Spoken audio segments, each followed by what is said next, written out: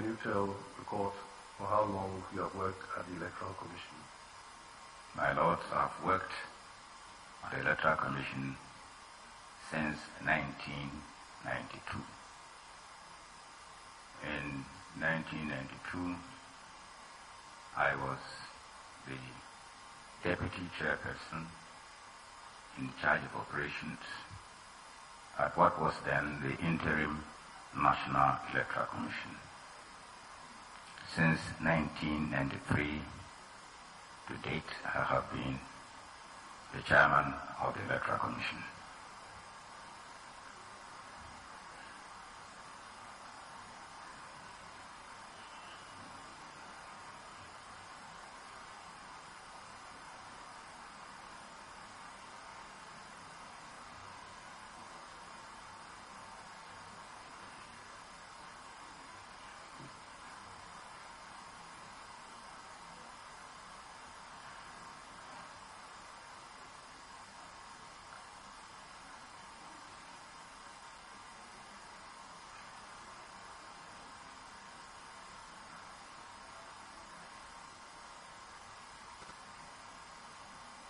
During this period, Dr. Afarajan, you have conducted general elections. Yes, my lord. I have been involved in the elections, 6 presidential and parliamentary elections. 1992, 1996, 2000, 2004, 2008, and 2012. I have also been involved during the same period in the conduct of 5 district-level elections.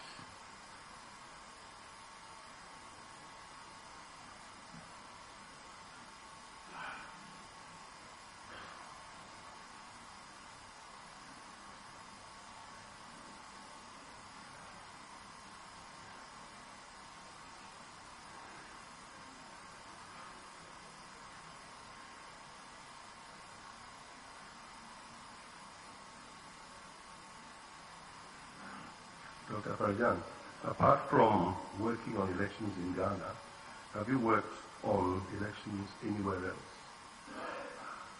Well, I had a bit of experience outside Ghana. My international experience began in 1993 when I served as an international polling station officer in Cambodia under the auspices of the United Nations. Since then, I have visited more than 20 African countries and more than 10 African countries, several of them more than once, in connection with elections.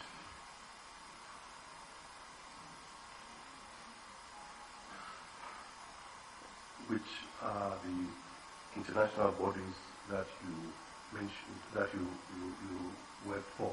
Well, I've worked for the United Nations, I've worked for the Commonwealth, I've worked for the AU, I've worked for Recount, and a few others.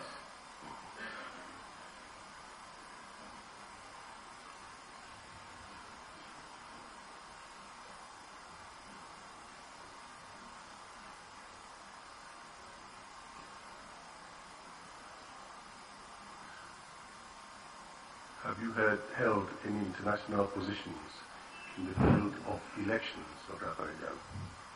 Well, my lords, I've held a few. I have been the Executive Secretary of the Association of African Election Authorities, which is an association which brings together African election commissions and election-related civic society organizations. I've been the Executive Secretary since 1998. I served on the International Advisory Council of the International Foundation Election Systems, based in Washington, D.C. for 5 years, and I served as the chair of the Commonwealth Election Network for 2 years. These are some of the positions that I've held. Dr. Farjan.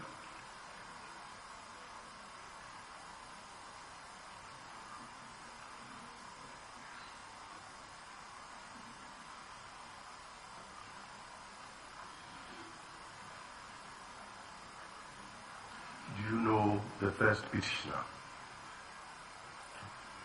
Yes, Your Lordships, I do.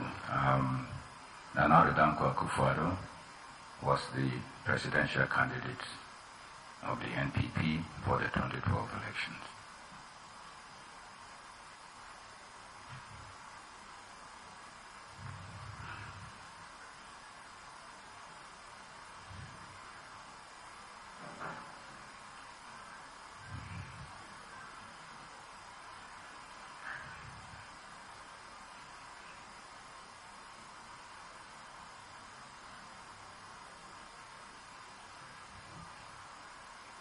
Do you know the second petitioner?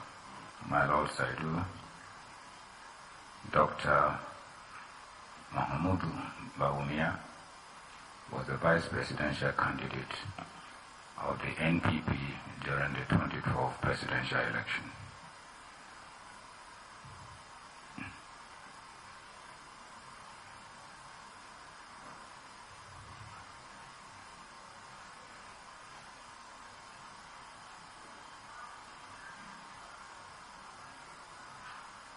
Do you know the third petitioner?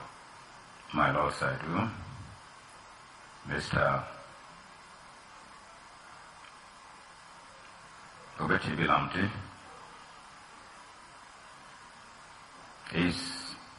was and still is the chairman of the NPP.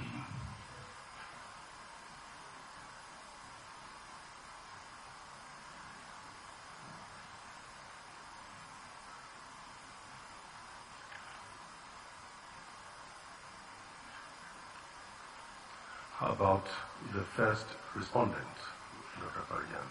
Yes, I do. John Dramani Mahama was the person I declared as the winner of the 2012 presidential election.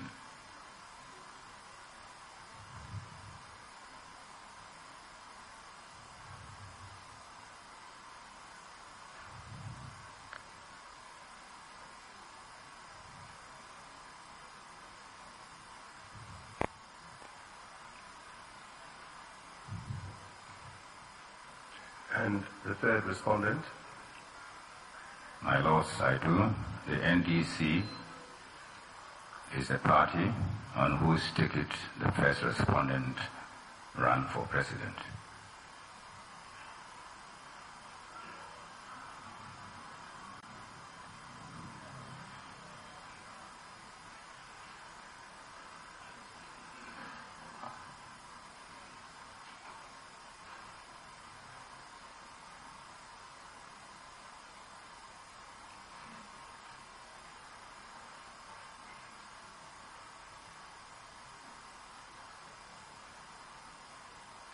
Can you please tell the court why you are here today?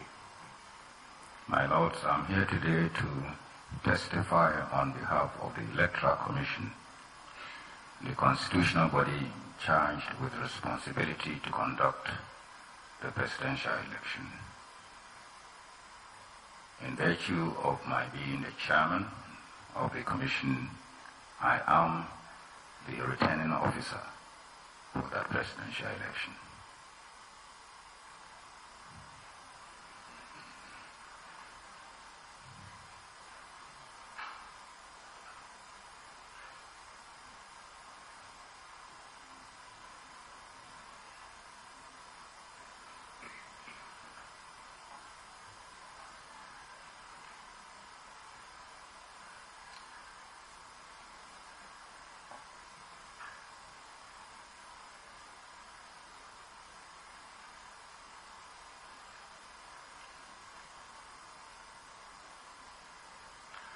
As Chairman of the Electoral Commission, Dr. Farijan, I'd like to ask you, what is an election? My Lord, it is difficult to give a snapshot definition of an election, but I would say that in a democracy, an election is a contest between candidates. And that contest is decided by the votes of the people. I would also add that slowly, once we recorded. Thank you.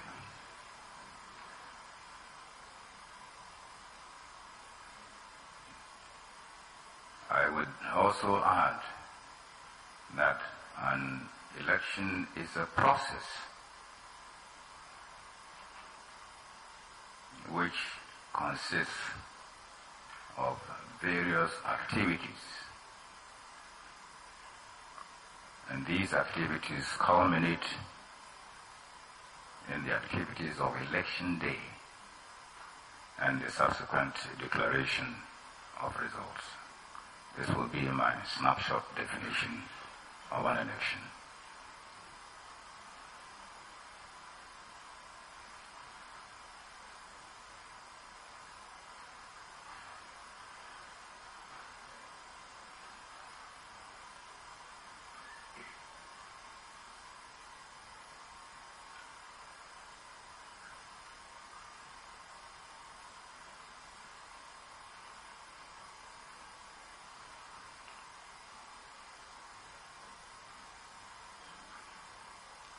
Dr. Farijan, you mentioned a process.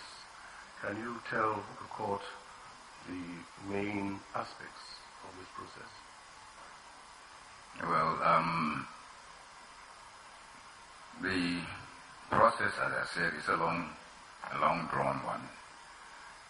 If you want a generalized overview, it would include the demarcation of constituencies,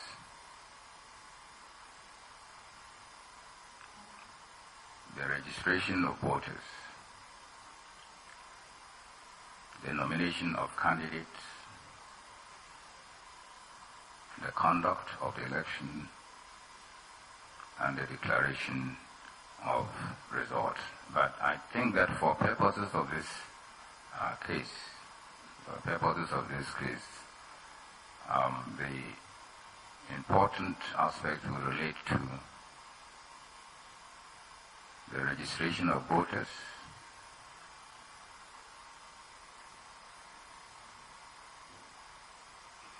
the printing and distribution of ballots,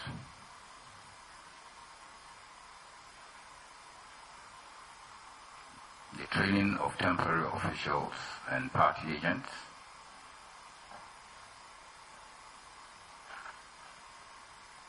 and the conduct and declaration of results.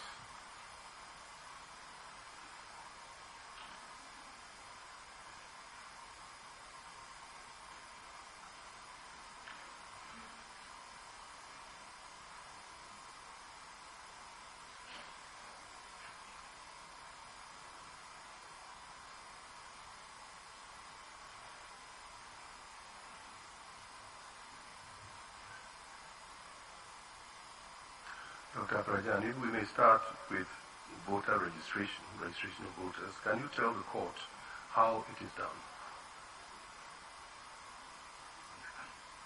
My lords, we start off by establishing registration centers. And in Ghana, we have a principle Where you register, namely that is where you vote. So in effect, registration centers are polling stations. So we use our existing polling stations to start with. And if there is need to create new ones, we do so bearing in mind that by our policy, these new places will also be used as polling stations. So that's how we start. And when we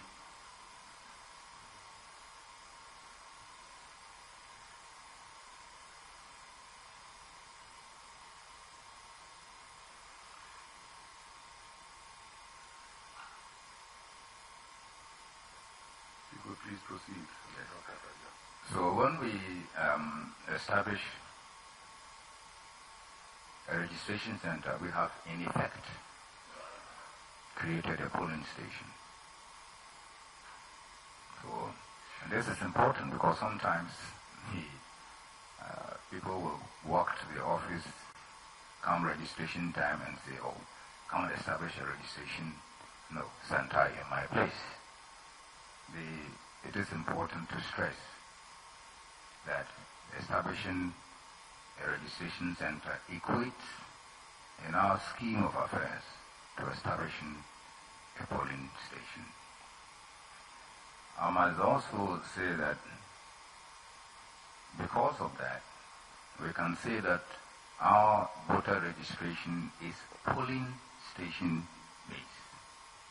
The registration is polling station based.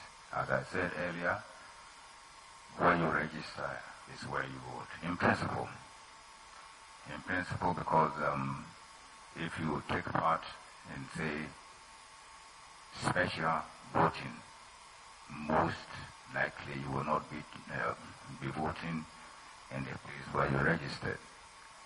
Or if you were to register, say, in Accra, and then move a residence to Bolgatanga, then we would transfer your vote from Accra to Bolgatanga, and you'll be voting in Bolgatanga and not the place where you registered. But in principle, where you register is where you vote. And we decided on this because it makes it easier for everybody to identify a polling station.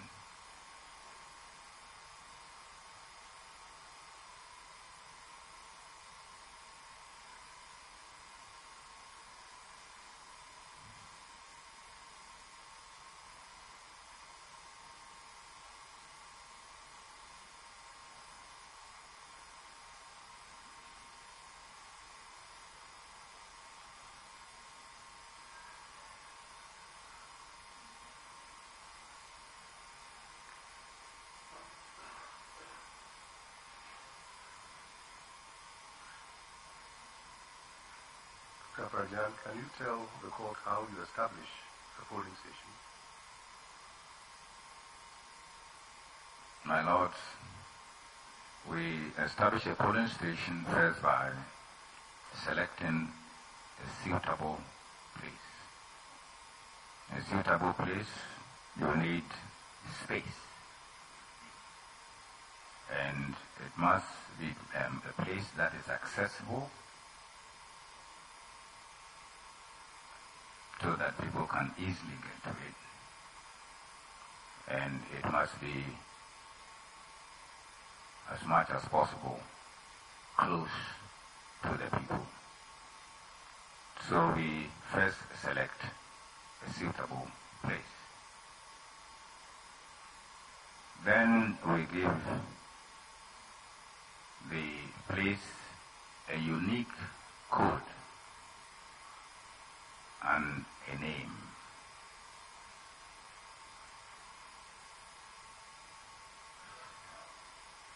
Can you...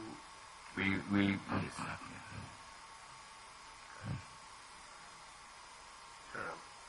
Yes. The code is unique first in the sense that no two polling stations ever have the same code number or code. It is also unique in the sense that the code is consciously crafted to contain information that directs you to the location of the polling station.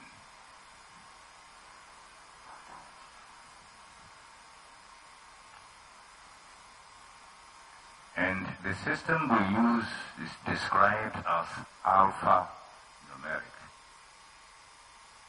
That is to say, it combines letters of the alphabet and numbers.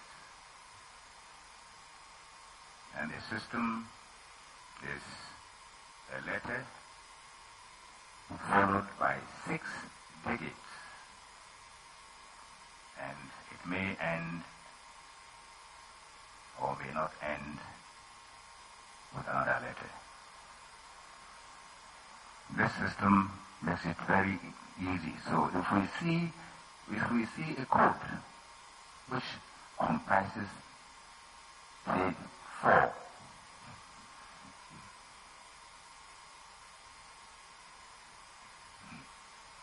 if we see a code which comprises 4 digits, we know immediately that it is not the correct code.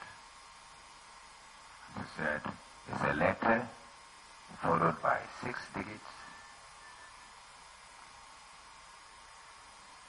A letter.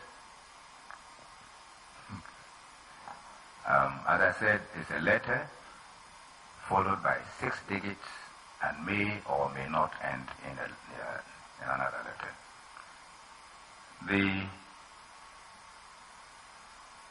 The letter that begins the code tells you the region in which the polling station is situated.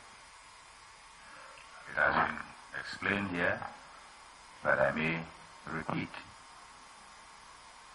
When you see a polling station number, let me say, starting with A, you know that that polling station is in the western region. If it starts with a B, you know that it's in the central region.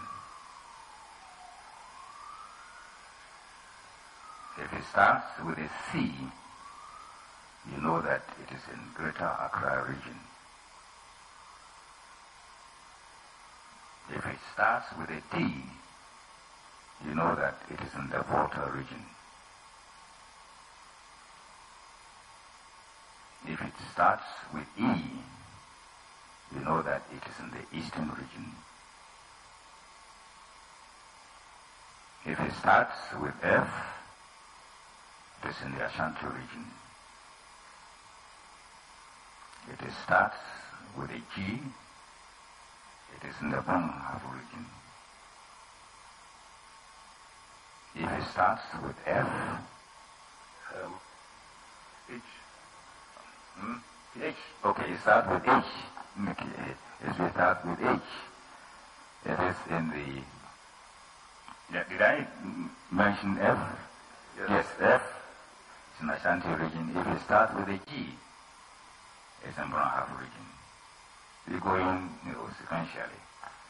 If it starts with an H, it is in the northern region. Then we skip the letter I.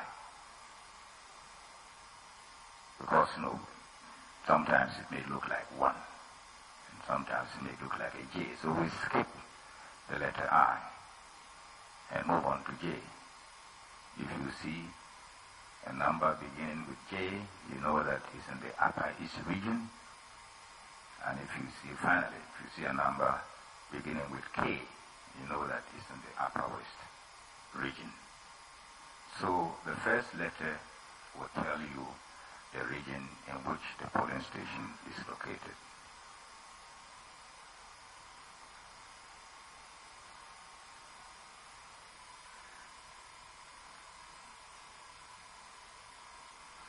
Now, the remaining digits. I lost the next 2 digits will tell you the district of the region. Within the region, the district in which the polling station is located. And let me give an example. The Ashanti has the largest number of regions. Districts. Of districts, I beg your pardon. Ashanti has the largest number of districts, 39. So the district codes will run from F01 to F39. If you see F01, it means it's in the first district, and it's the code of the district. It's in the first district in Ashanti. If you see F39, it means it's in the last district. And the code will tell you which is the first district, second, all the way to that. On the other hand, Upper West has the smallest number of districts, 11. So the first two digits will run from K01 to K11. So the next two digits will tell you which district within the region.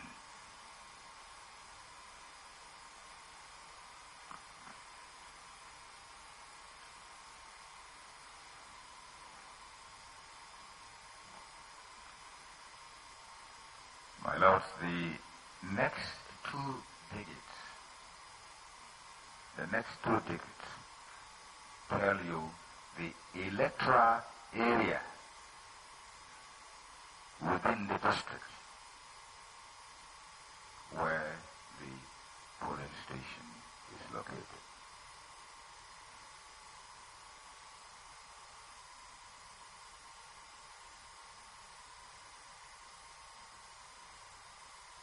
And there is similarly a code, numbering of the district.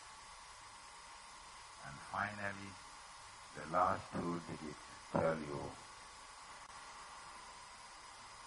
the specific polling station within the electoral area.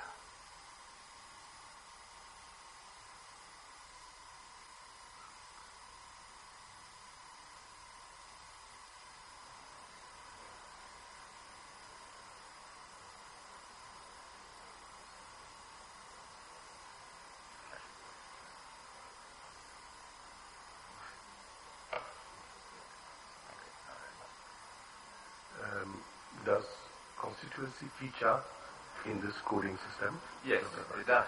It does. It indirectly will tell you the constituency. See, the constituencies are defined by electoral area. Okay. And the electoral areas are the permanent feature, if you like, of the districts. And because of the district assembly elections. And if we divide a district into constituencies, they would follow electoral area lines. That's why we use electoral areas instead of constituencies. But if you know the constituency, you can tell what electoral areas are applicable. So indirectly, it tells you the constituency, but that's not a basic unit that we take.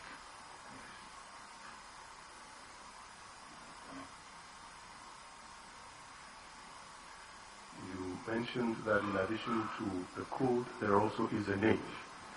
Yes. Polling station. Yes. So what the name seeks to do is to direct you more specifically to the location of the polling station. If you hear something that has been mentioned here before, Kutri. Number one, it's not Kutre, it's Kutri. That is where I come from, so I know. It's Kutri, number one. In Berkun. It's two, Kutri. You see Roman Catholic. If you're looking for the polling station, when you go to Kutri, number one, you ask anybody to be able to tell you where the Roman Catholic school is. Or taxi rank, English Amanfro. If you go to English Amanfro and looking for the polling station, you ask anybody, what is the taxi rank? to be directed to the polling station. So the combination of the code and the name would direct you to a specific place.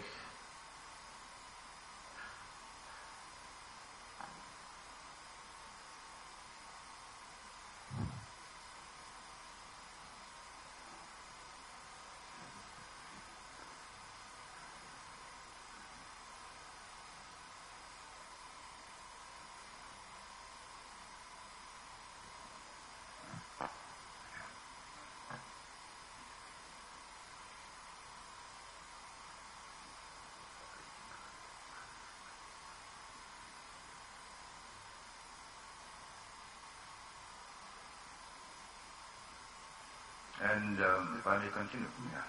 Yes, I was going to ask you about the voter ID card.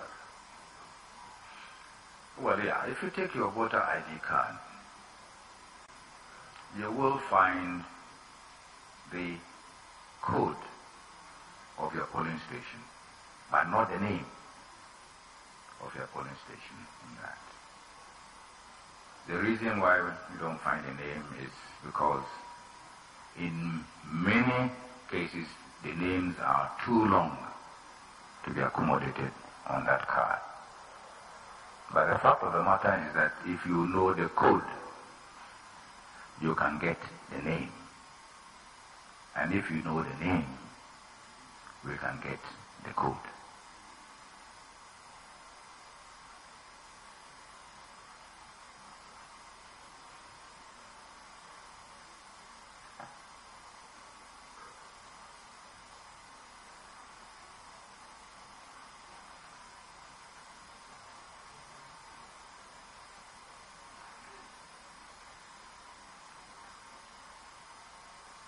Dr. Rajan, how would you describe this system of coding? Well, my lords, we see it as a permanent system of coding, and I'd like to explain. It's a permanent system. See, if you take the letter of the alphabet, which tells you the region, it's permanent in the sense that that will change only when Ghana has more regions than there are letters of the alphabet. If you take the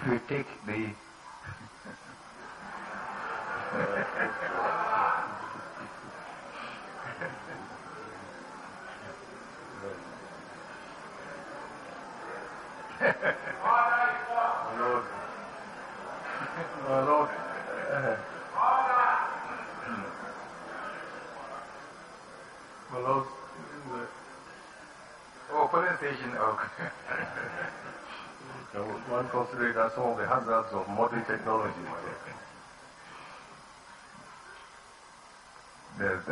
My lords, as I was saying, we regard the system of coding as a permanent system, and that's why we attach so much importance to it.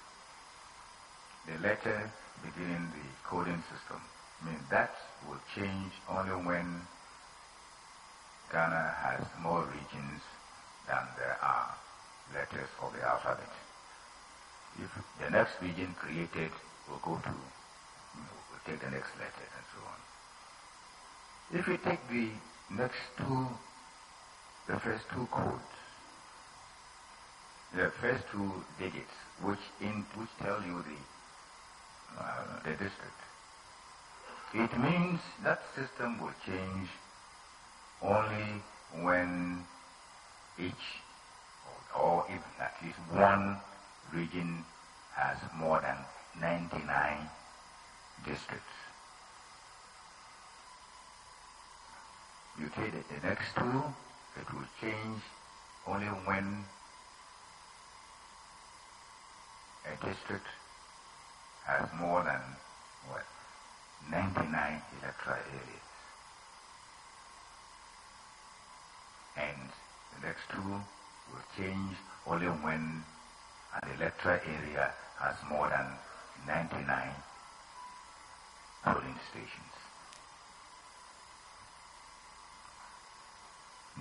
And I don't know when this time is coming. So it is a permanent system. And that is why we attach so much importance to it.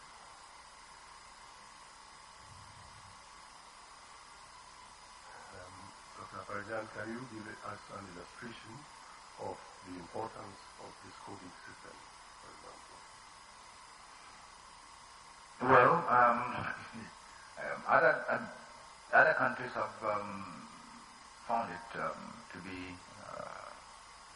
important, and in fact I have assisted 2 countries to develop a coding system similar to ours. And the 2 countries are Sierra Leone and Lesotho.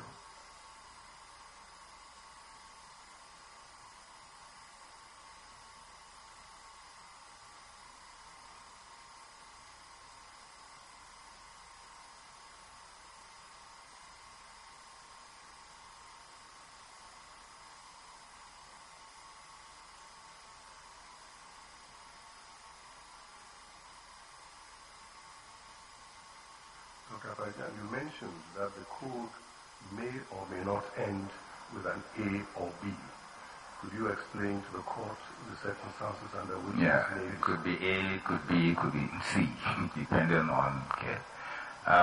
If we establish 2 stations in the same location, we will distinguish them by A and B.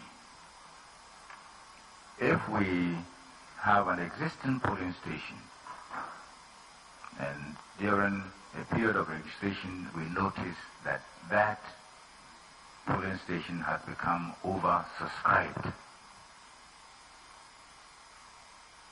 because we don't want the numbers in the polling station to be too large. So if the number of persons who register in that polling station becomes too large, then we will split the polling station into A and B.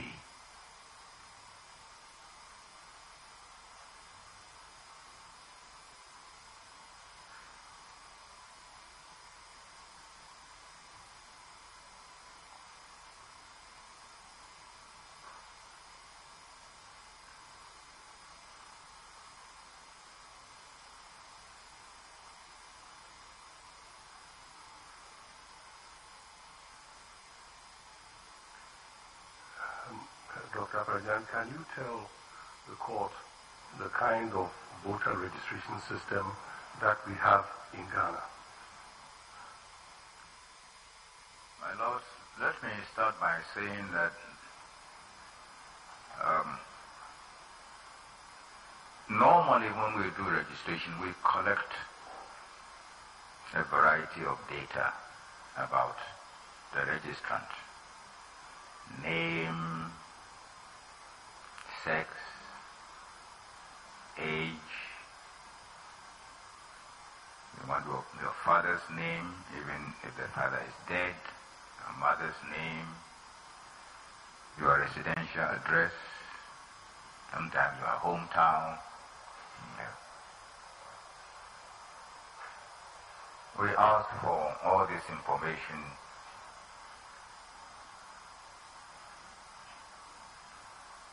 in an attempt to be able to properly identify you.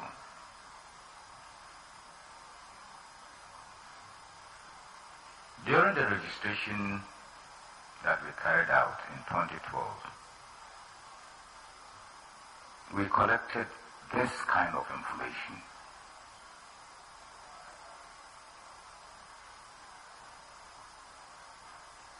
But in 2012, we did a biometric verification. Biometric registration. Biometric registration. And I'm trying to demystify biometric registration. There are only 2 elements that make the registration biometric. We collect the normal data that we've always been collecting, but what made the 2012 register biometric was that we used biometric technology to directly capture the 10 fingerprints of the applicant, if they were available,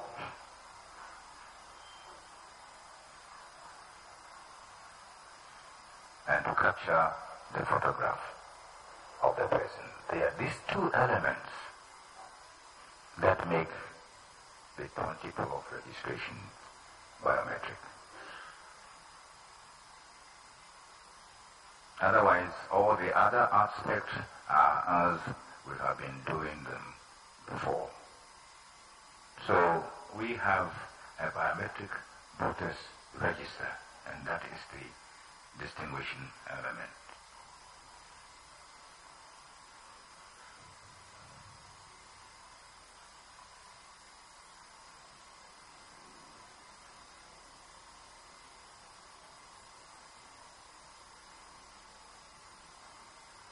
Does this system have any advantages, Dr. Barijan?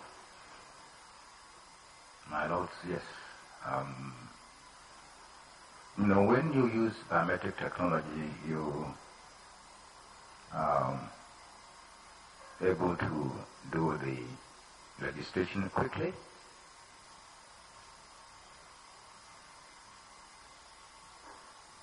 And you are able to be more accurate in the collection of the data. That is one clear advantage. But maybe even more important, you can prevent or identify and remove multiple registrations, which was a very important problem in our past registrations.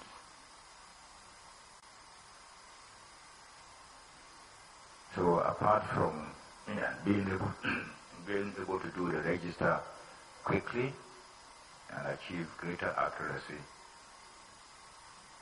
we were also able to identify multiple registrations and remove them. And multiple registrations have been a very important problem in the past.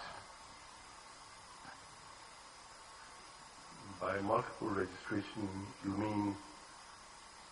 By multiple registration, I mean one person registering maybe more than once.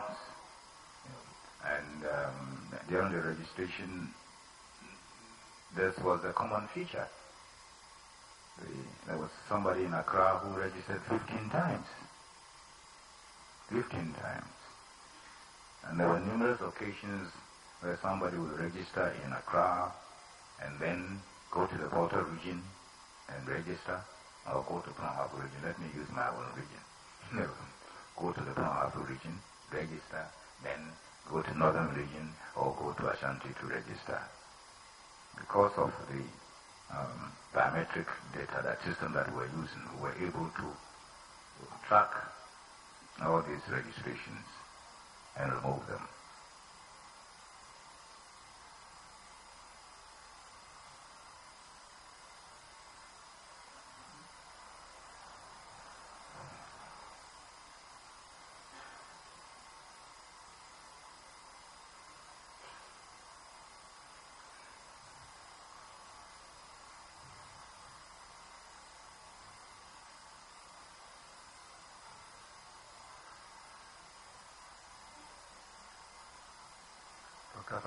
Does anything happen when a person is registered at the registration center? Well, we give the person a voter ID card on the spot. We don't take the material to a central point where we print the voter ID cards and later distribute them. As soon as you register, we issue you with a voter ID card.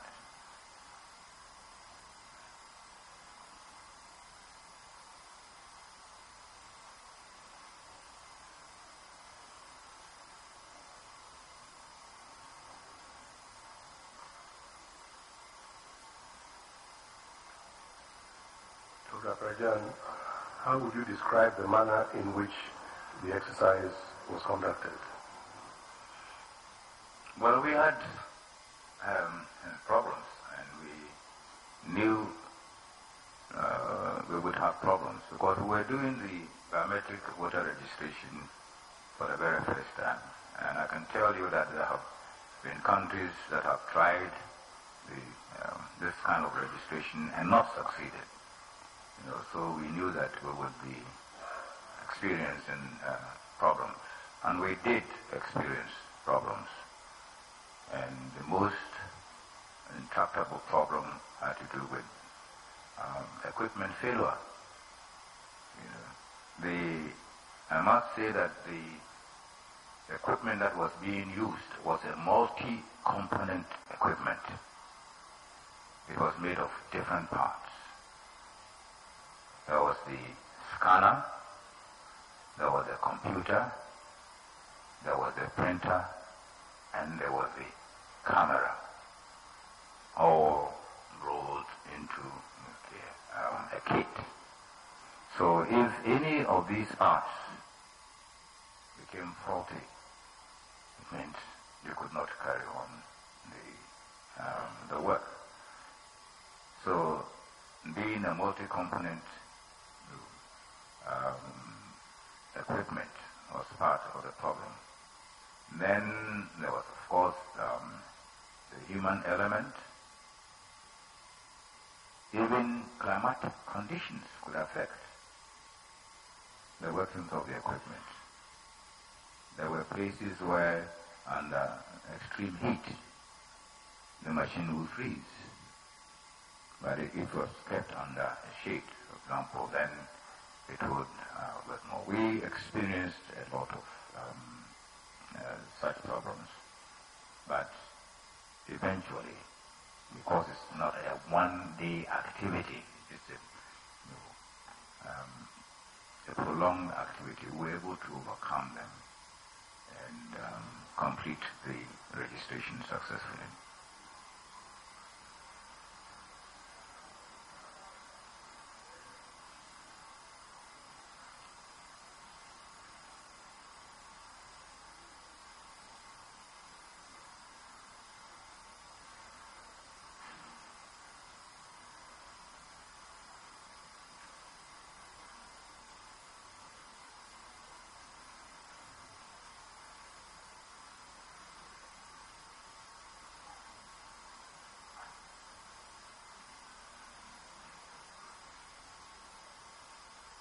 Dr. Prajan, apart from the Electoral Commission, was there any other participation in this registration exercise?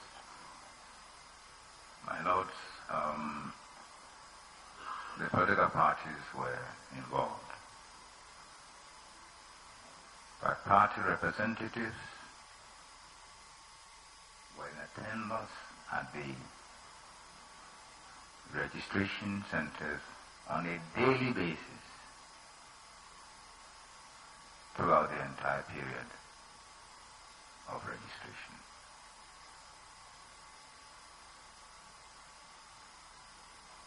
In fact, at the end of each day, the party representatives were given a printout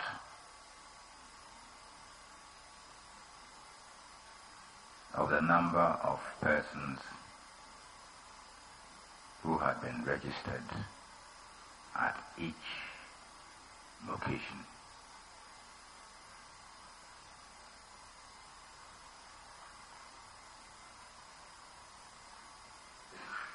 Two of the political parties were there.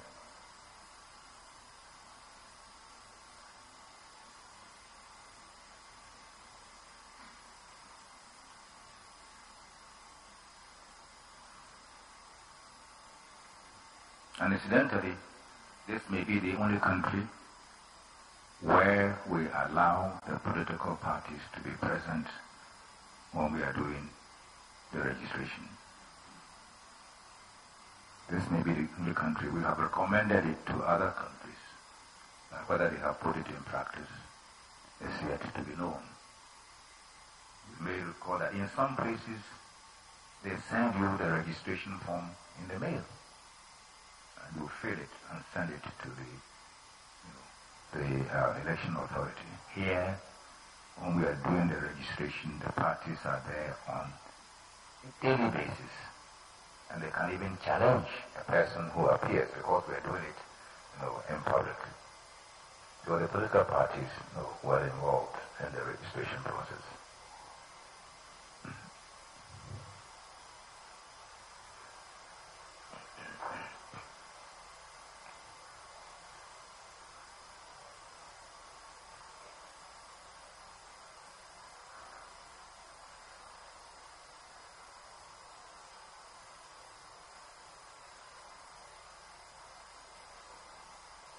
And could you tell the court what the daily printouts that you mentioned contained?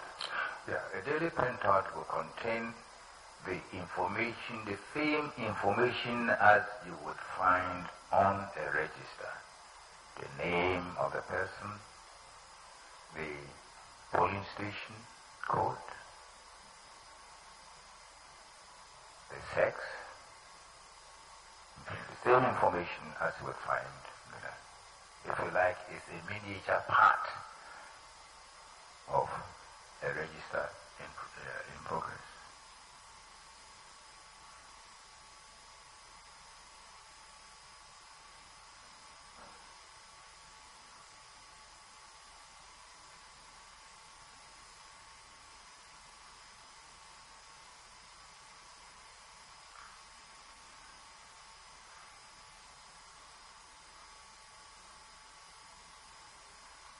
The registration took place over a period.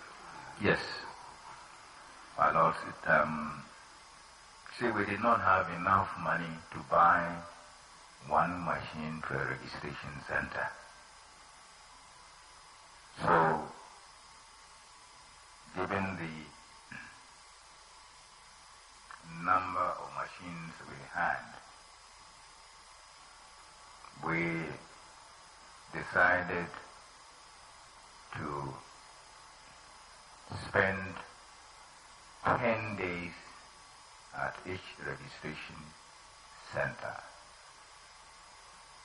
And on that basis, we could zone the country into areas of 4 polling stations each to be served by one machine over a period of slightly over 40 days.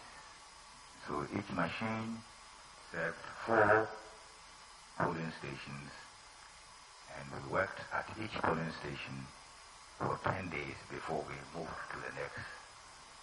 So the registration took place over a period of more than 40 days, and each machine served 4 polling stations, simply because we did not have enough money to buy one machine to a polling station.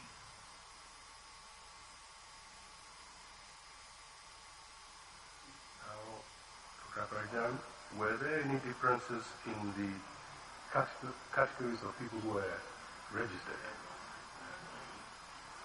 Were there any differences in the people who were registered, Dr. Parajan? Categories of people. Well, yeah. Some of the persons who applied for registration did not have fingers at all.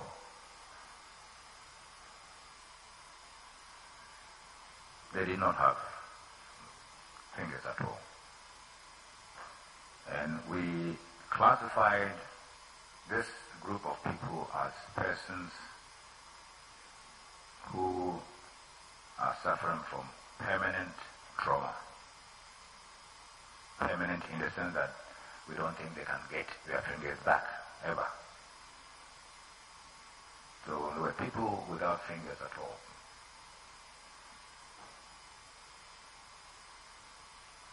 But they qualified to be registered as voters, so we did register them. There were also people who had fingers all right, but the machine couldn't take their fingerprints. And we classified this group. Some people tried for days, and the machine wouldn't take their fingerprint. They physically had fingers, but the machine couldn't take the fingerprint. So we classified these people as people who are suffering from temporary trauma. Temporary trauma in the sense that, the fine lines that define your fingerprint could grow, and then you could regain so these were people who were suffering from temporary trauma. These two groups of people are known to the voters register, and they are also known to the biometric verification device. When they appear in the register, they will have the letters FO against their names. FO against their names. Or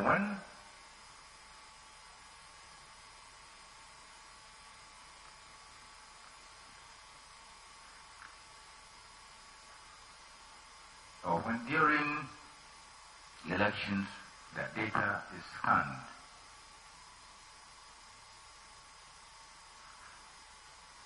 their picture will pop up on the screen of the verification device, and they will be on that screen alongside the picture FO.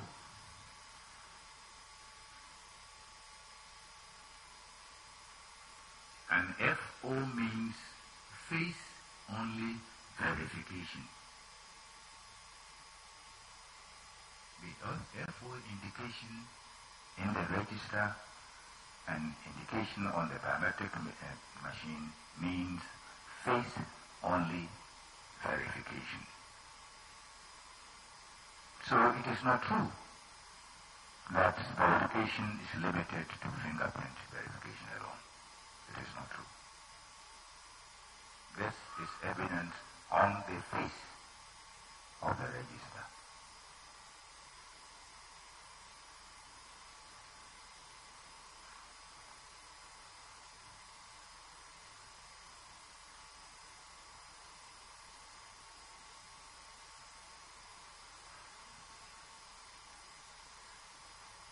Dr. Fajan, can you tell the court how many face-only or how many FO registrations you have in Ghana on the register? Well, this is a problem that I believe we're going to have with this witness, because these are matters that is not stated anywhere in their pleadings or in the affidavit. And it's been going on for some time. It's quite difficult to... And the issue about the Air Force is material. We raised that issue. It's a very material issue which they have not alluded to either in their pleadings or in the affidavits that are before the court.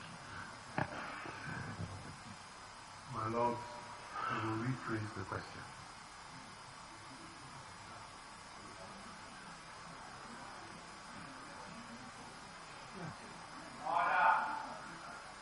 Dr. Afarjan, you heard Dr. Baumia's evidence in this court on face-only registrations. He said there were 3,196. What comment do you have on that? I don't know where he got that figure from, my lord. The figure is well over 70,000. Well over 70,000. In fact, I'm sorry. 3,196, my lord. In fact, the figure now is 70,951. 70,951. And I know that an earlier figure was given, which would be less than this. But that figure has gone up by 62 people. And the reason is simply because we have completed the registration of the people in the Katsina-Nankana East District following the order of the High Court. So that figure is gone up to 70,900. So 3,000, no, even the region with the lowest number would be more than 3,000. Even one region with the lowest number would be less than 3,000. I know, for example, that both Upper East and the Northern region, have more than 18,000 FOs each. And there are individual registers where you can have more than 200 FOs.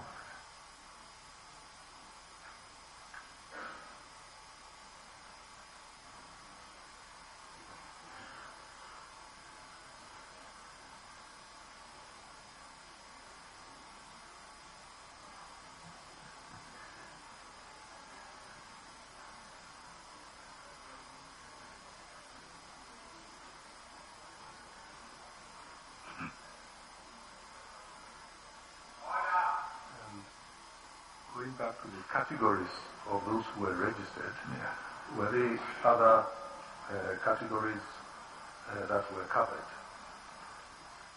Well, apart from the main registration, the FOs were part of the main registration. Outside the main registration, there were two other categories of people that we registered. The first category, or one category,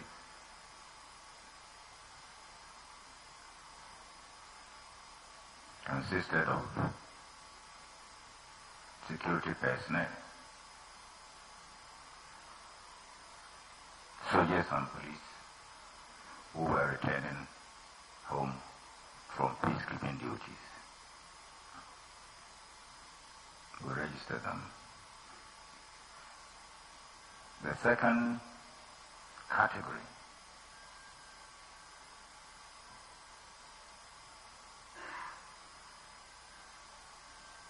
consisted of Ghanaians living abroad, but who were qualified under our law to be registered. And they would be made up of people working in our diplomatic missions and their dependents, Ghanaian students abroad on government scholarship,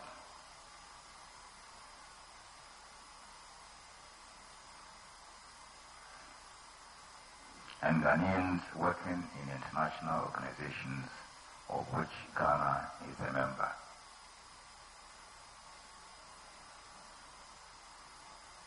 These groups of people under our laws were qualified to be registered.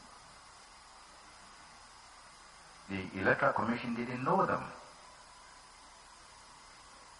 So their names were given to us by the Ministry of Foreign Affairs. And the ministry gave us a list of more than 2,000 such people.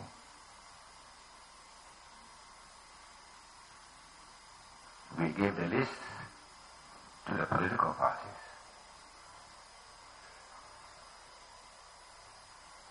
We also gave them the locations abroad where these people would be registered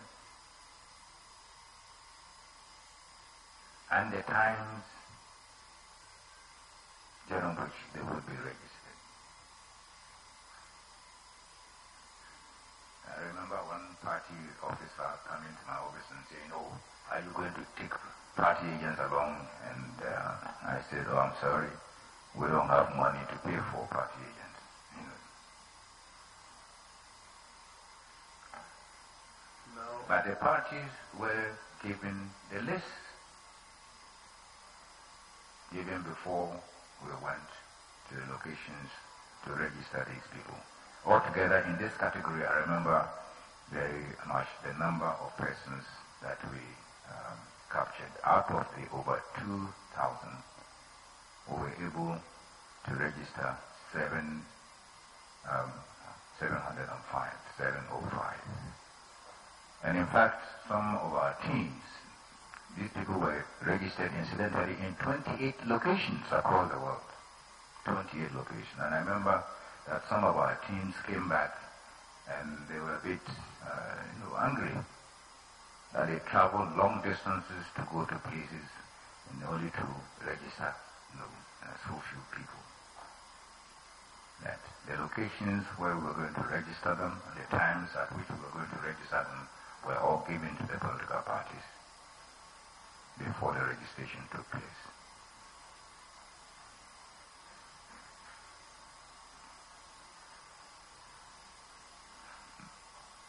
What was the period, if you can remember roughly, during which? I'm not very good at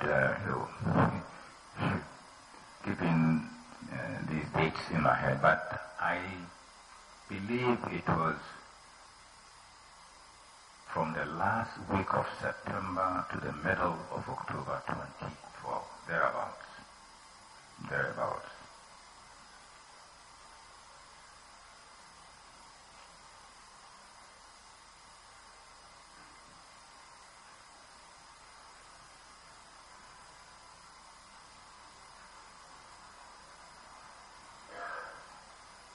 Now, Dr. Prajan, can you tell the court whether these people registered could vote, and if so, how?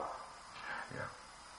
My lords, even though those people were registered in locations outside Ghana, they were assigned to polling stations in Ghana. Whenever a person was registered, he or she was assigned to a polling station in Ghana. So, of course, I don't know who voted or who didn't vote. But if they voted, they either did so in person in Ghana or did so through a proxy under that facility in our system. Absolutely no voting took place anywhere abroad. Absolutely.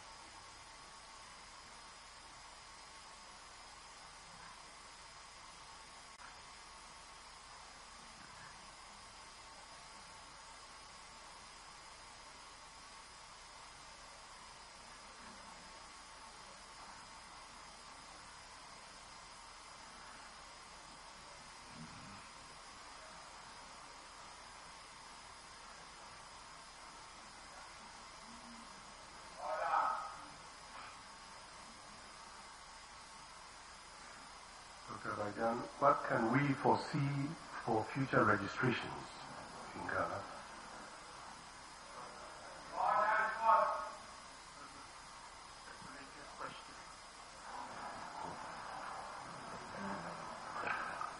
One of the speculative and not relevant.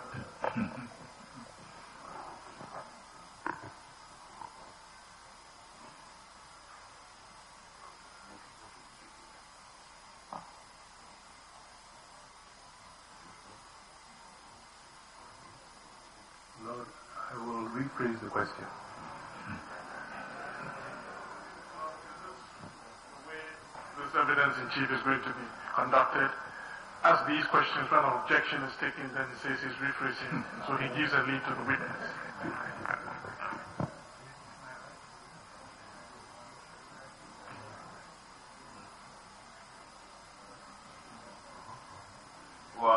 think you do your best about it. Very well. You appreciate also that it's difficult to anticipate what objection will come in respect of That is true, my lord. But within that context, you do your best. Very well, very well.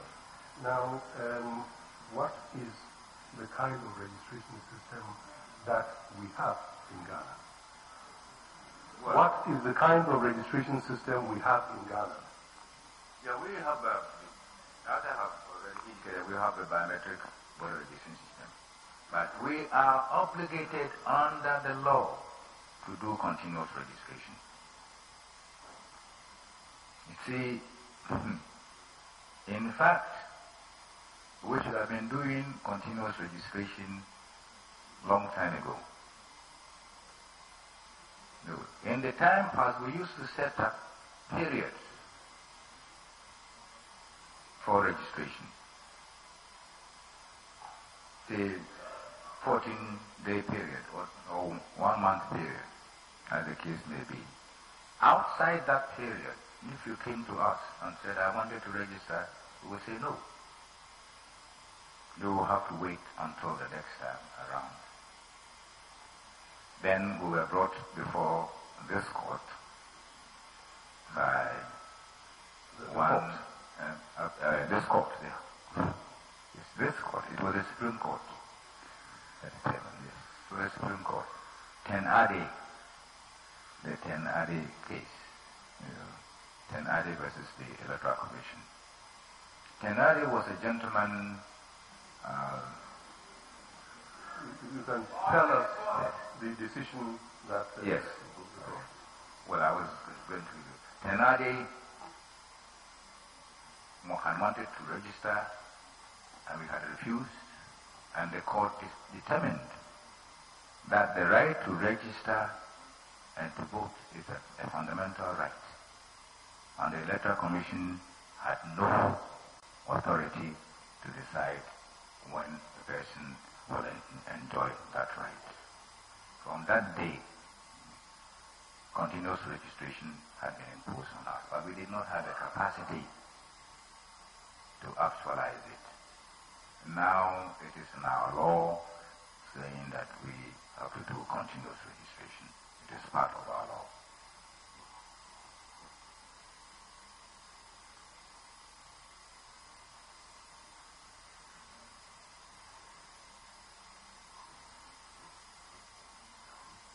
And is there any relationship between your registration and the voting? Yes, there is a relationship because from the registration we get the number of people who are entitled to vote. You know, and when we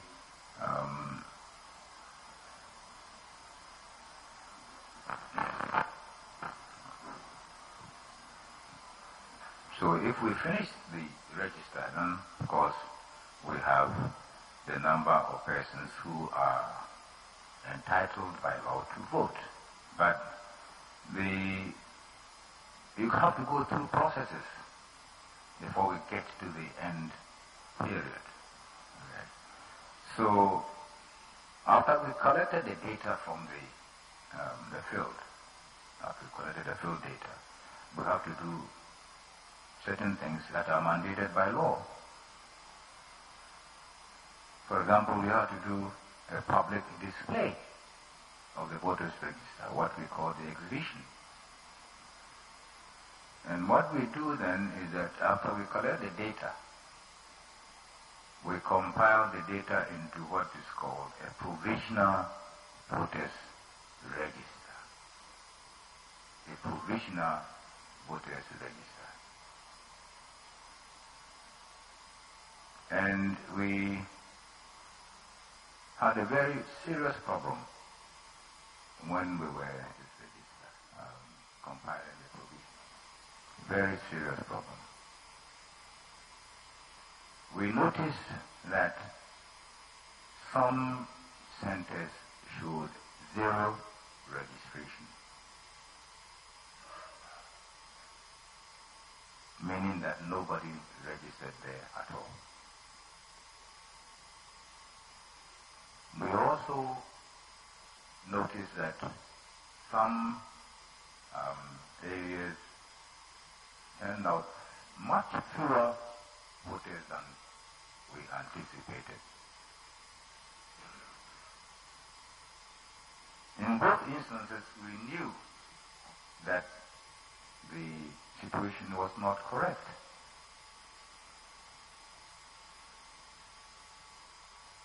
First, because of the daily printouts that had come out throughout.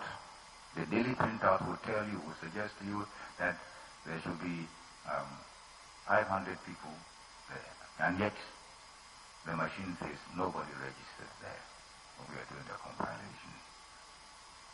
That was a very, very serious problem. And the reason why it's a serious problem is that, as we said earlier on, if you register, we give you a voter ID card on the spot.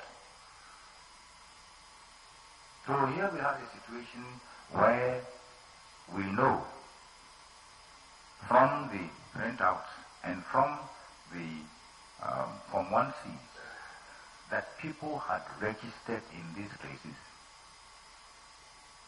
and yet the machine said nobody registered in those places. It's a serious problem because those people would have in their possession valid voter ID cards. But because the machine said so, their names would not be in the voters register. And therefore, they would not be able to vote. So it was a very serious problem.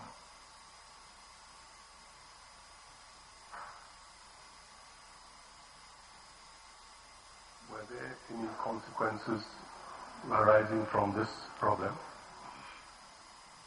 Well, yeah, before the come to consequences as such, it was our fault. The fault of the Electoral Commission, not the fault of the people who tried to register. So we had to do something about it. And we tried to do something about it. First, we searched our database very closely. And we were able to recover some of the lost data, particularly in situations where people had used a wrong code, and as a result, the people had been thrown to some other place. There was a case in Kumasi where somebody used the wrong code, and the people were, thrown to Aguna and Sabah. We were able to recover them.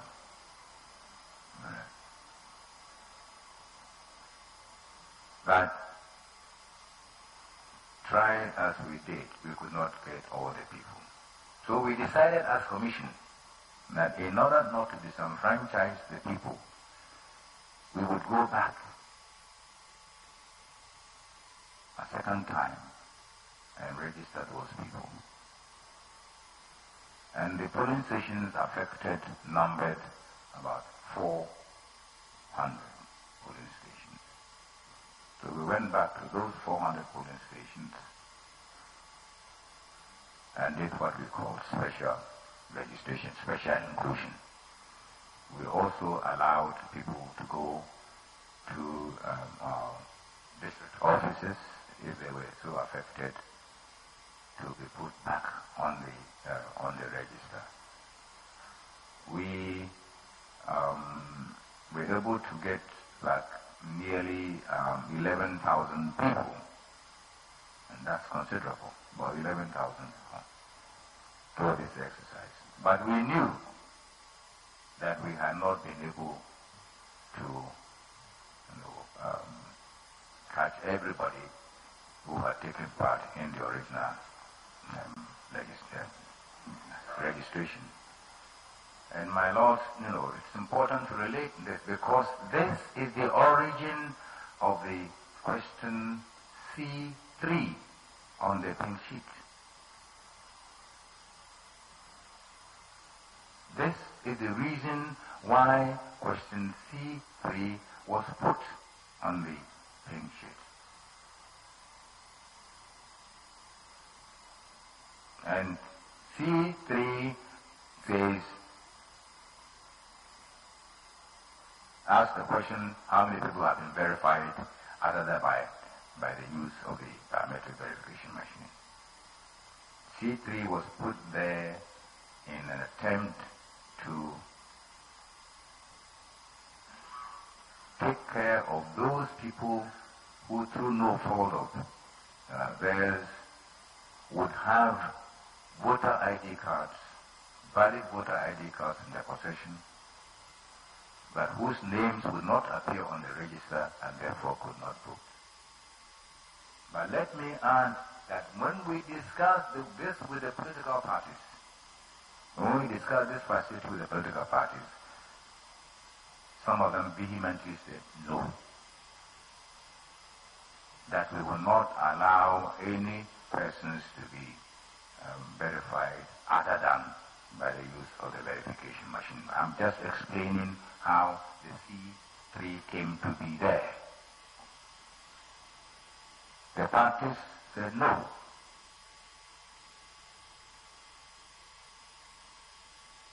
And we could maybe understand the argument that this facility is not being given to one person. It's being given to every presiding officer. So you are given this facility to 26,002 persons, and it is possible to abuse. So we don't want it, and we agree that that facility would not be used. Unfortunately, the forms had already been printed. See, these are offshore items. The forms had already been printed, so we could not take off the C3. We could not take off the C3. All right. I'm trying to explain how the C3 came. And what we said, and we have already said this in earlier communication, was that we would tell the presiding officers to leave that space blank, because it had already been printed and there was no way that we could take this one. These are offshore items. But I'm trying to explain the origin of the C3 on the pink sheet. It was a very serious problem.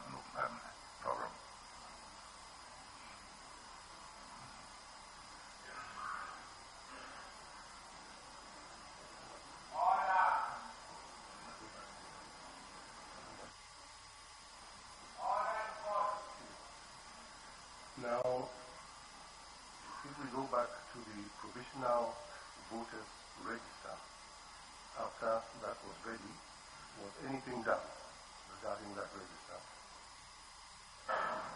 Well, yeah, the law requires that we exhibit the register. Okay, which means that we take the register back to the places where we collected the information. The polling stations? To the polling registration centers, polling stations, yes. To the registration centers, polling stations. That will put them on display for a period of time. And this was done to give, as I said, it's a legal requirement. This is done to give... if you could go a little slowly so that the necessary recordings can be made. Well, Council. Thank you.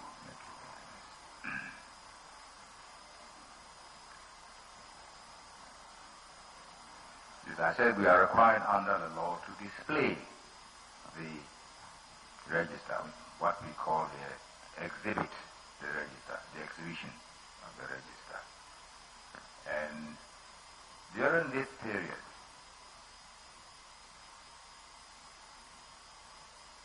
registered voters are given the opportunity to go and inspect the provisional register.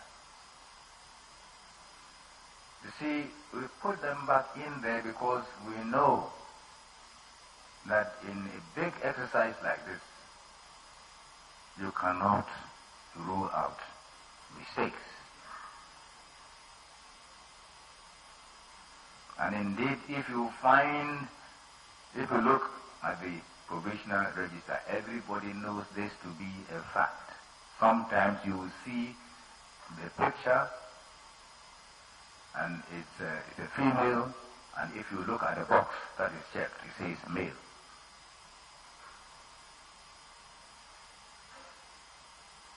Or you see an old person's picture and the age says 18.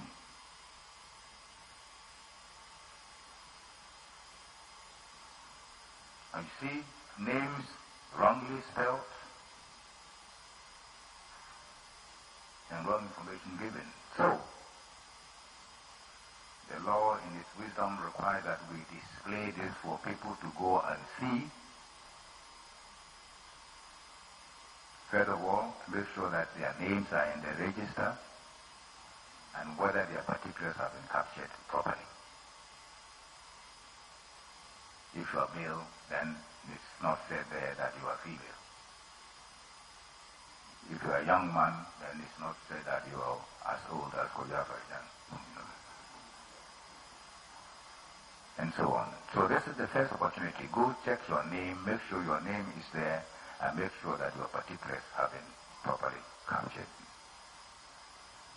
See, the exhibition also gives the voters a second opportunity. And that second opportunity is to object to names that you think should not be in the register.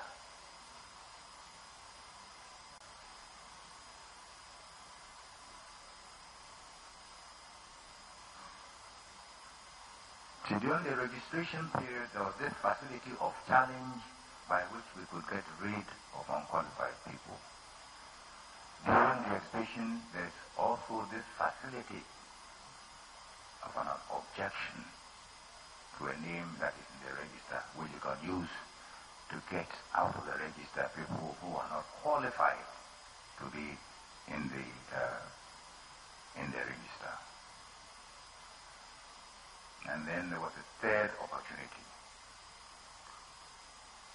You could ask for your name to be included in the register if you had a valid voter ID card, but you could not find your name in the provisional voters register. So the exhibition is very important, and we are obligated under law to carry out the exhibition, and we did carry out the exhibition.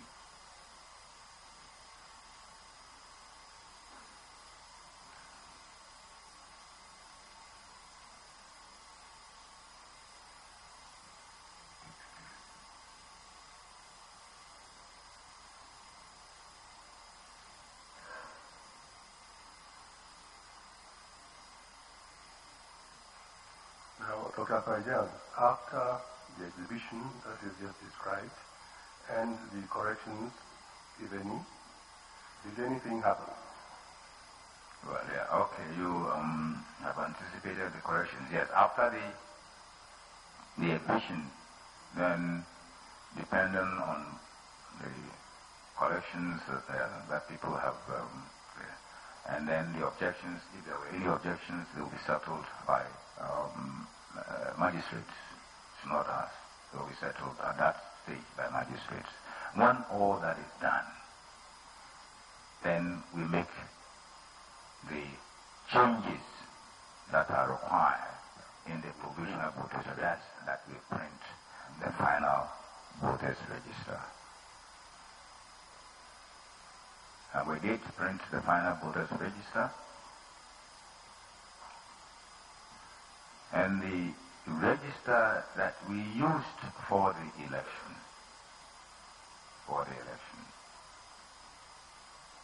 stood at 14 million, 14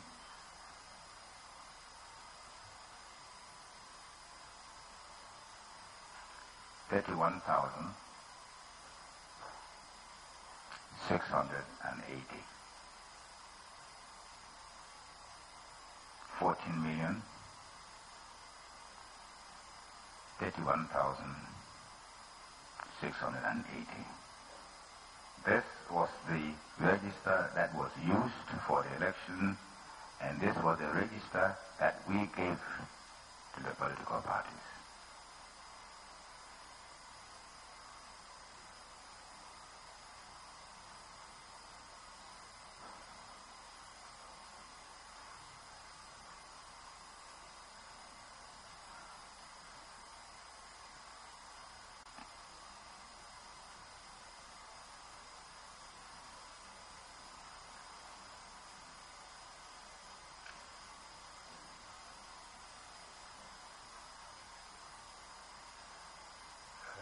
During the exhibition, Dr. Abarijan, apart from the protesters or those who lodge complaints or challenges, does anybody else play any role? Well, look, see, this time it's not necessary for the political parties to be there. It's not necessary during the exhibition. So don't require a person. We say everybody, if you have written your name, go and check your name to see whether your particulars have been correctly captured. But it doesn't require the presence of political parties. However, when challenges have been made, we don't, as a commission, settle those challenges. The challenges are settled by I think for each region is the supervising high court judge may appoint somebody to do it on his or her behalf. But they are the ones who finally certify the registers before they assume finality.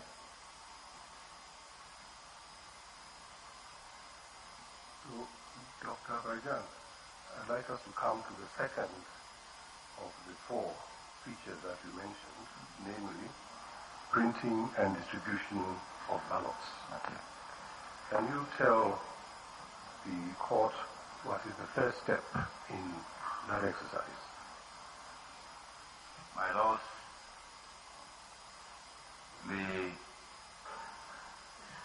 you will have to determine the order of the candidates on the ballot before you can do the printing. And by the order of the candidates, who will be first, who will be second, who will be third, and so on. There are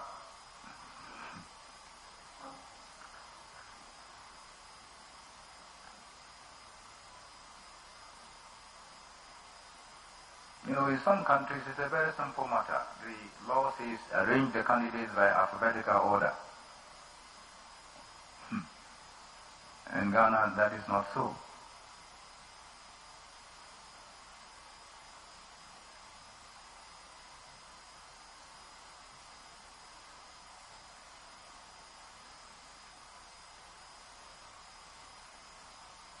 We bring representatives of the political parties together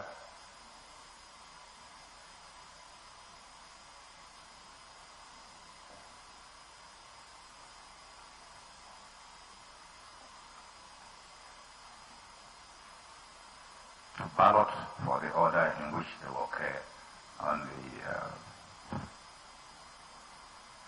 the ballot paper.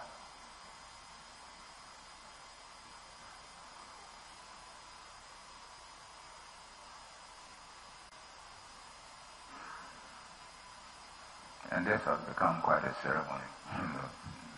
Yes, you can see it on television, and until the ceremony we didn't know that practically every number has a mystical significance.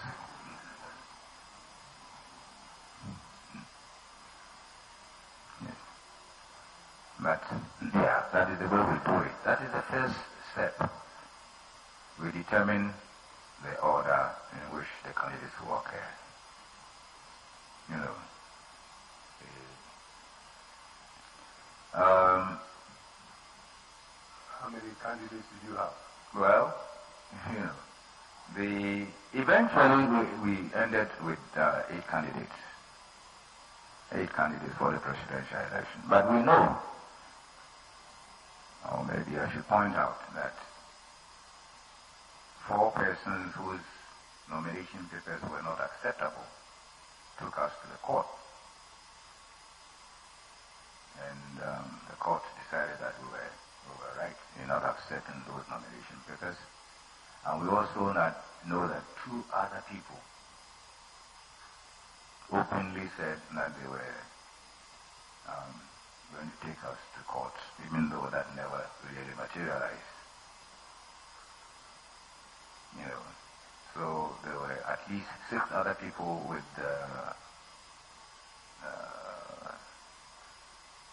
presidential ambitions that did not really materialize in becoming candidates. That is not to speak of the number of people who came and collected nomination forms only to fail to show up on nomination day. You know. But I was surprised that in some case some student collected the presidential nomination form. So yes, eventually there were about 8. There were 8 candidates, but the number could have been much higher. Could you recall the 4? Well, you mean their names? Yes. Unless the court all this, I don't think it's. No, I think this. Yeah, the people didn't go through. There's no reason why we should be, brandishing their names in this place.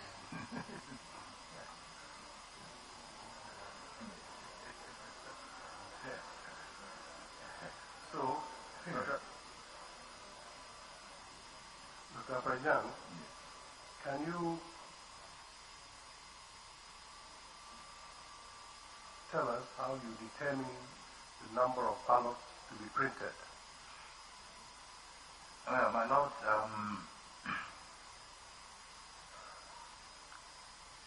what we first do is to add 10% to the number of voters on each polling station's register. 10%.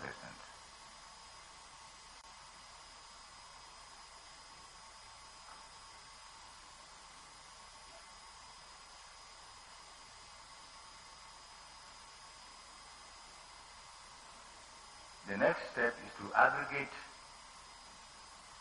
the resultant figures on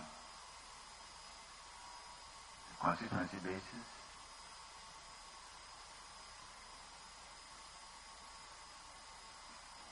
then on regional basis, and finally on a national basis. Then you get the total number of ballots to be printed.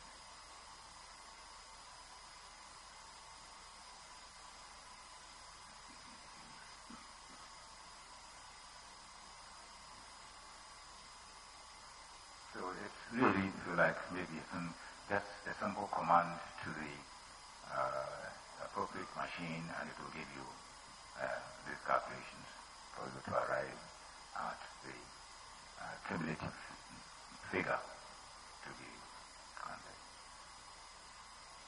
So that is the first step.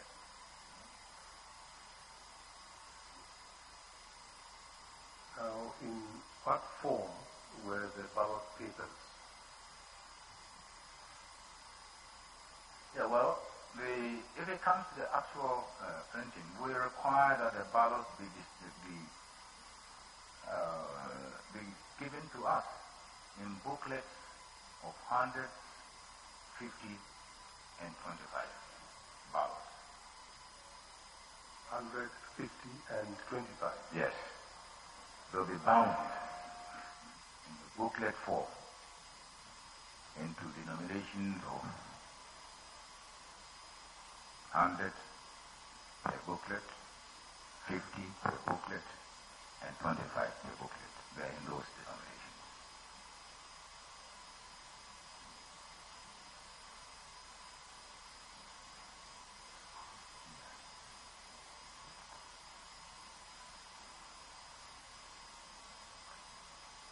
And how are those given out? How are they distributed? Yeah, see, let me do that. Even though we say you add 10% to every polling station's figure to get the number to be printed, and that this be bound by this one. When you come to the actual distribution, the situation is different. The situation is bound to be different.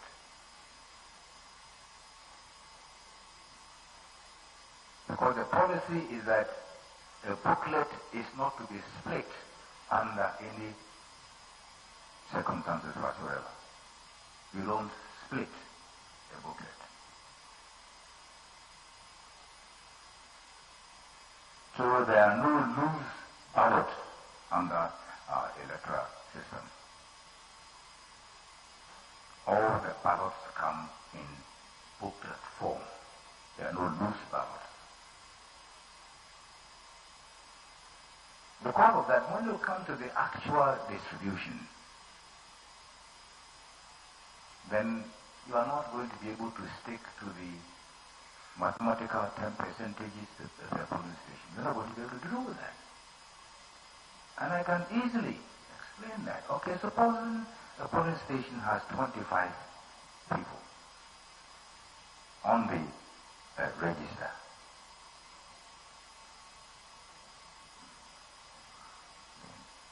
If a polling station has 25 people on the register,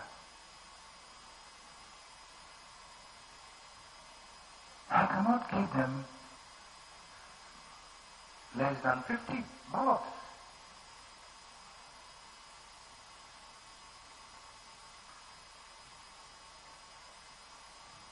Because the excess is to cater for spoilage. You have to assume that everybody is coming to vote. There are 25 people.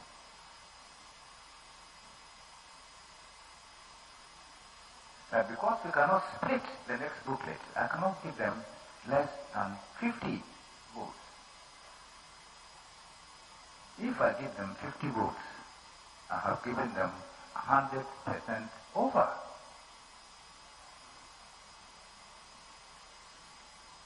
That's simple, it's straightforward. If on the other hand, the people on the register are 50, I cannot give them less than 75 ballots. I can't. By our scheme, I can't. If I give them 8%, yes, you are stating a fact. But at the same time, you are revealing a gross misunderstanding of the workings of the system. You see? So, in spite of the unavoidable disparities in percentages in the distribution, eventually nationwide, they even out to 10%. That is what is important. Now,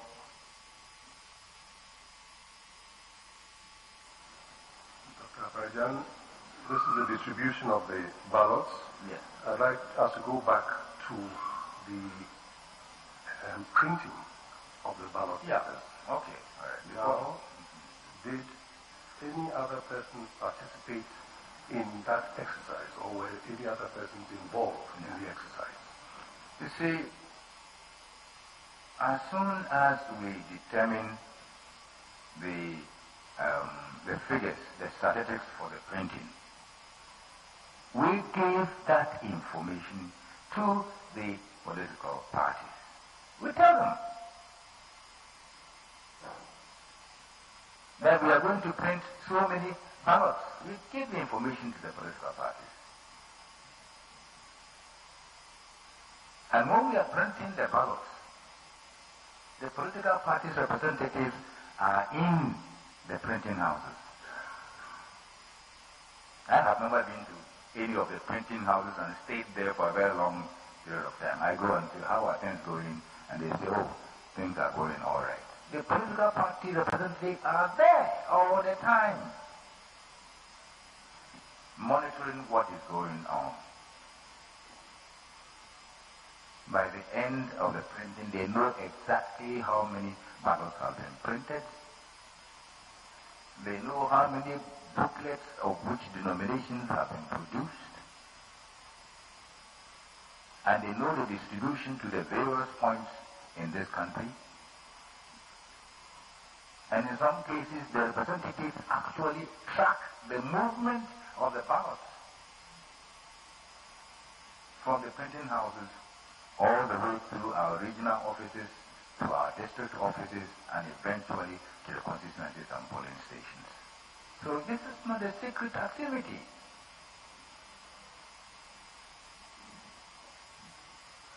Can you tell the court, Dr. Abarajan, whether information was provided and to who regarding the printing exercise?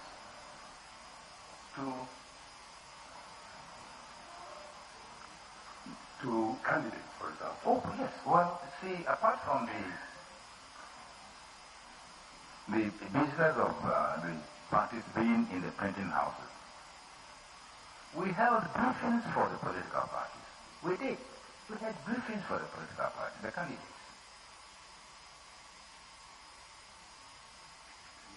Both presidential and parliamentary. We had briefings for them. In fact, for the presidential candidates, we held two briefings, one in Accra and one in Akosombo. For the parliamentary candidates, we met them in their various regions and so on. And I know this for a fact because I did the briefing for the candidates in Ashanti and the candidates in the border region.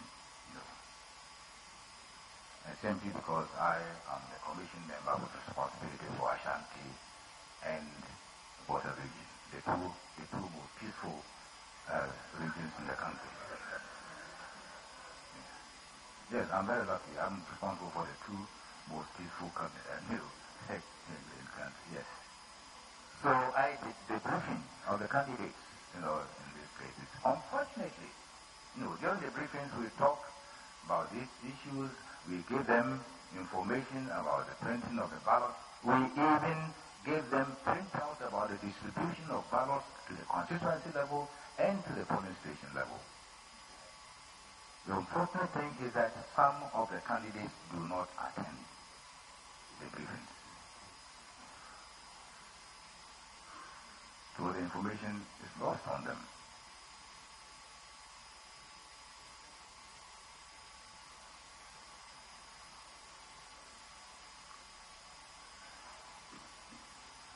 And when you say information, what does that entail?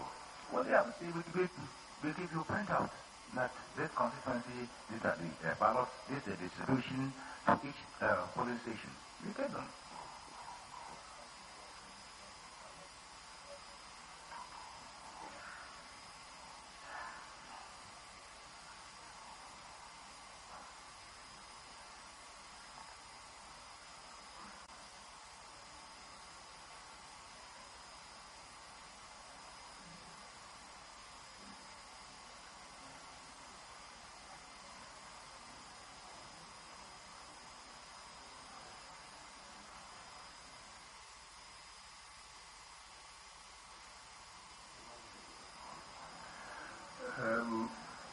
Coming to the ballots, how much detail is given regarding the actual ballots that are distributed? I mean, well, we go in as much detail. We are coming a breakdown. We say that for Ashanti, this is the total. of the total, this is what goes to each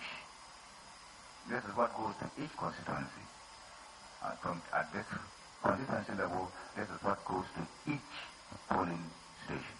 It is that detailed. It is that detailed.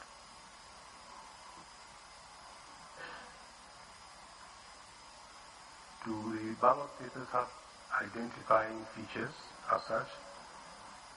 Well, ballot papers have serial numbers, and the serial numbers are required by law. Are they also communicated as part of the information or not?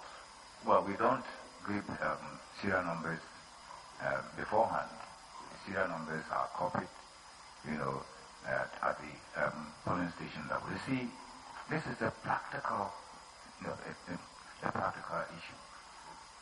If you tell them the serial numbers, it means you have to package the ballot papers in that order. When you have 26,002, you're not going to be able to pre-package that these serial numbers are going to that polling station. No. So we don't give them serial numbers before they go to the polling station. They record whatever we know that this polling station must be given 500 ballots. So we give you denominations 2,500 ballots. And when you go there, you open the packet, then you are required to put the serial numbers on the thing sheet. So the serial numbers are not given out to them, even though they are on the ballot papers.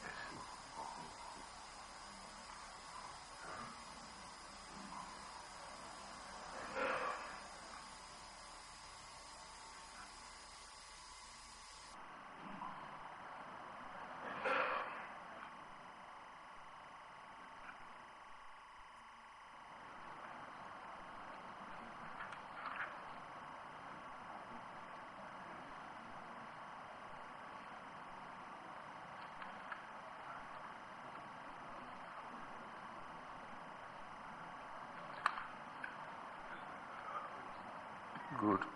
Dr. Farajan, we've dealt with the first two categories or the first two areas out of the four.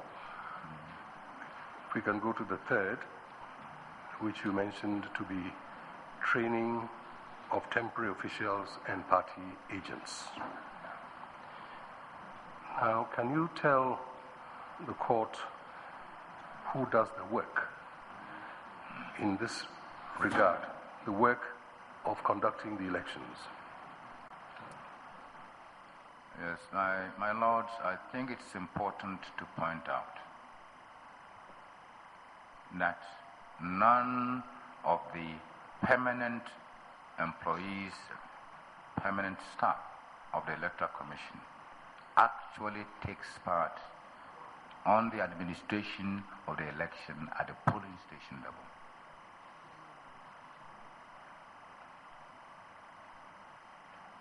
Our permanent officials don't take part in the administration of the election at the polling station level.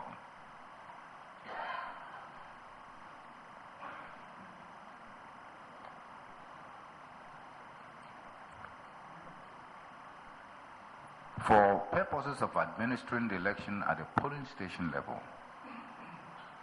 we engage temporary personnel.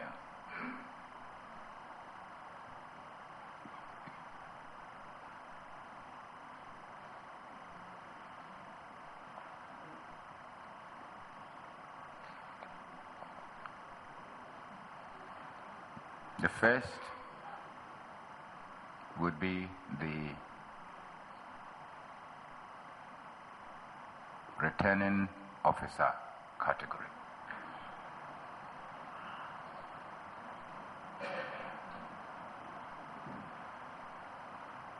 And in this category, we engage a returning officer and 2 deputy returning officers for each of the 275 constituencies. 1 returning officer and 2 deputy returning officers for each of the 275. And we engage one presiding officer and 4 other persons for each of the 26,002 polling stations.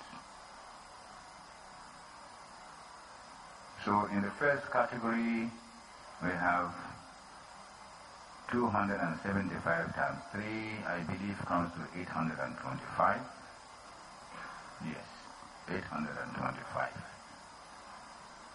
Returning and deputy returning officers.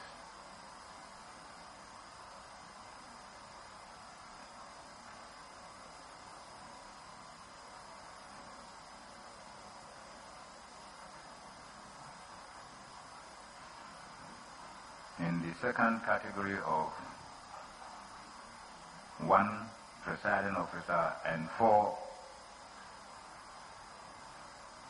other election workers for each of the 26,002 polling stations, I think the figure comes to about 130,000. 130,000. So if you put the two together,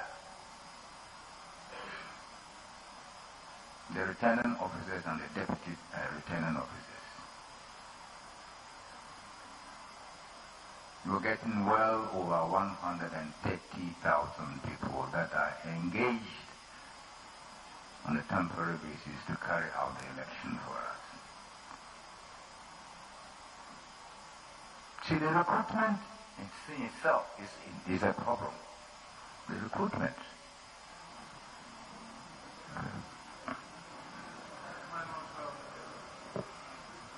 This kind of answers by the petition. We are not at a seminar, I suppose. After answering questions, he goes on to lecture us. He's been doing this the whole morning. Repeating himself.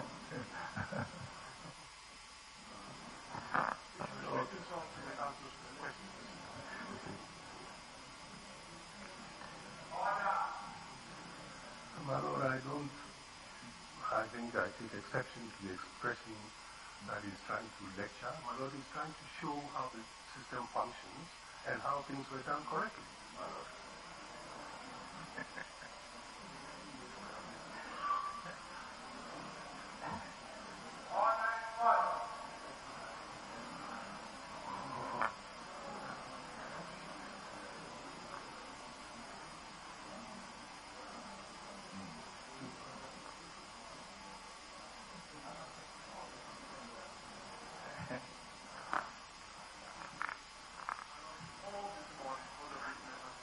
It's not in their pleadings.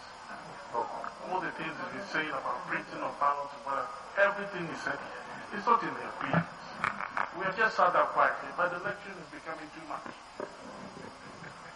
My Lord, I take strong exception to this line.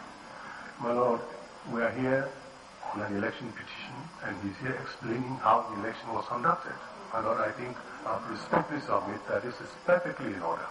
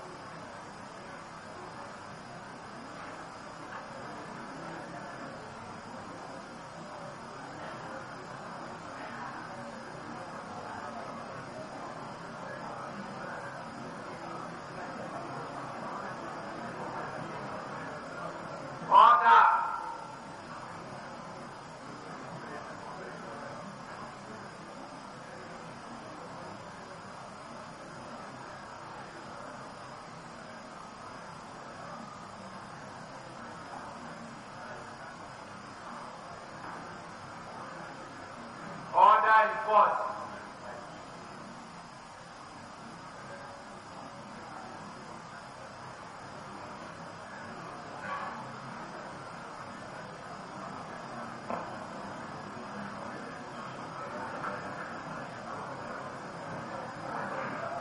Order.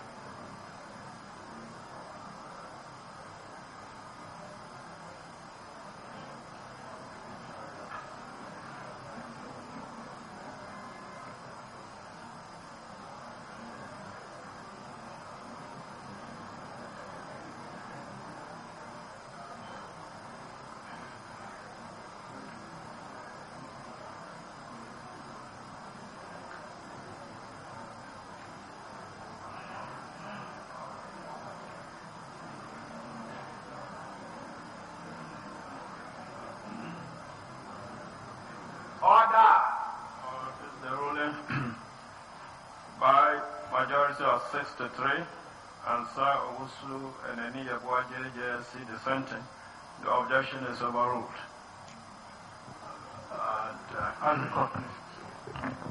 We are grateful to your lordships. At this stage, we sustain our lunch break. And the code for it starts with C. 1 hour from now.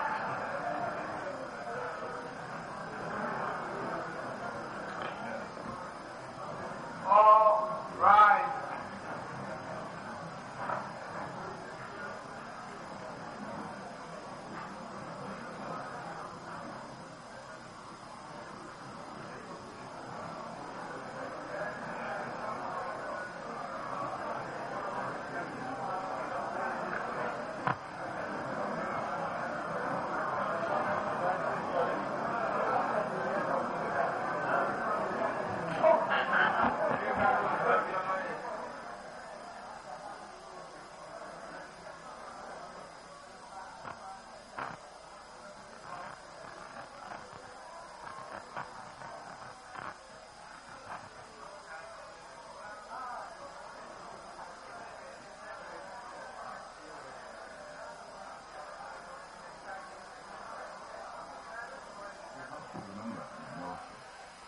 That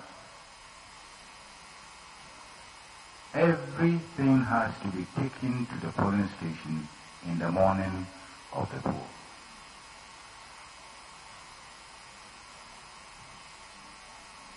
In some countries, the election materials are given to the presiding officers days ahead of the election. In this country, the circumstances are such that if I gave somebody a ballot box, the presiding officer a ballot box, ballot papers, he may not be alive to carry out the election the following day. So, everything has to be moved. Men and people have to be moved in the morning of the poll. You're moving this material to 26,002 points. So, both the election officials and the security people, and indeed also the party agents, have to set off very early in the morning. Very early in the morning, in order to be able to get there for the election to start at 7 a.m. as is prescribed by law. when the presiding officer gets to the polling station, he must do certain things. He must set up the station. So the station is not already set up. He must set up the station, placing tables in the right places, and securing the inner perimeter and so on. So it must do something before. And in fact, the law requires that certain parts of the pink form are filled before the voting begins. And if the presiding officer doesn't do that, it is an irregularity. If the presiding officer does not fill that portion of the form before he or she starts the election, it is an irregularity. So he is expected to fill this portion of the form, set up the place, fill this portion of the form before the election begins. And he's supposed to do certain things. You know, now we have a transparent ballot box, but even so, the person is supposed to open the ballot box, show it to the people around to ascertain that it is empty and doesn't contain anything. Once again, if the person doesn't do that, since it is required by the regulations, it will be an irregularity.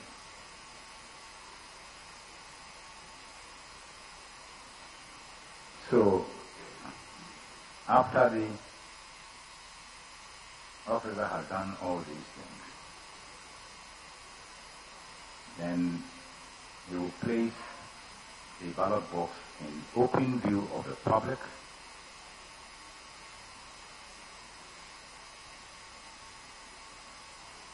lock the box in the prescribed manner before the receipt of the ballot papers. For the actual process, when the voter gets to the station, the name will first be checked in what we call a name reference list. And the name reference list is arranged alphabetically to make it easy to find somebody's name.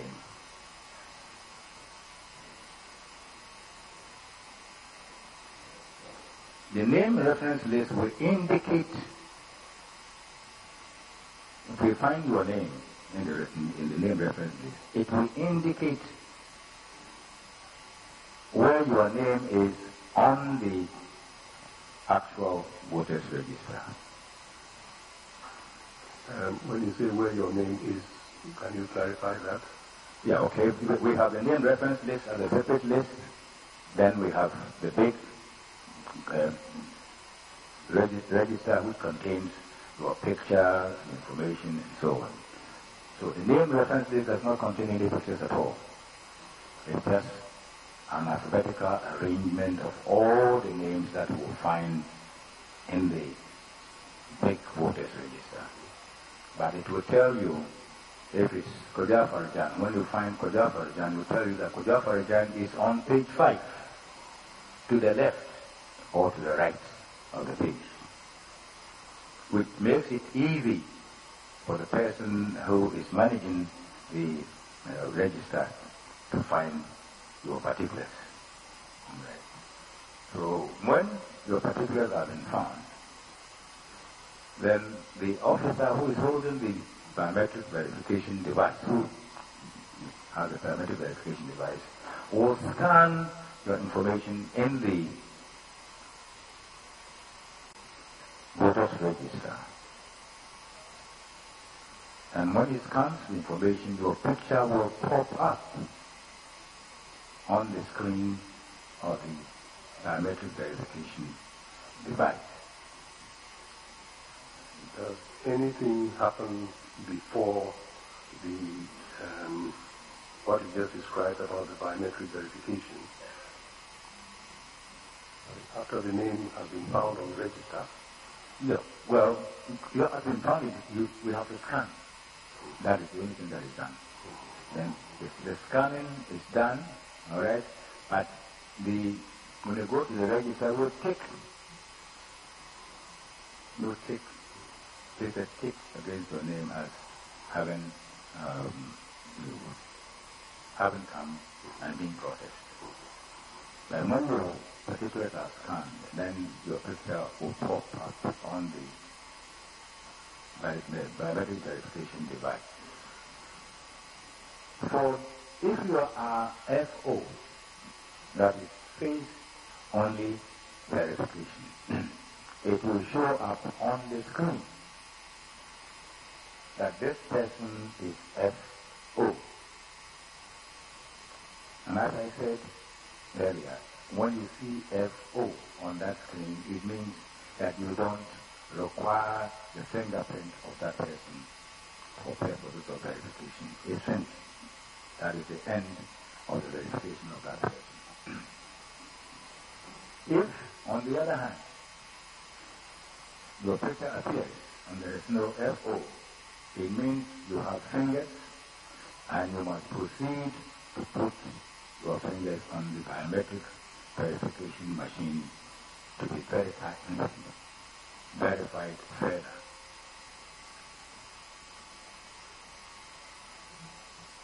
Well, it's after this process. If your FO is stopped and you go straight to the voting, if you are not FO, you must place your finger on the machine and be verified before you proceed to go and take a ballot paper to go through the voting process.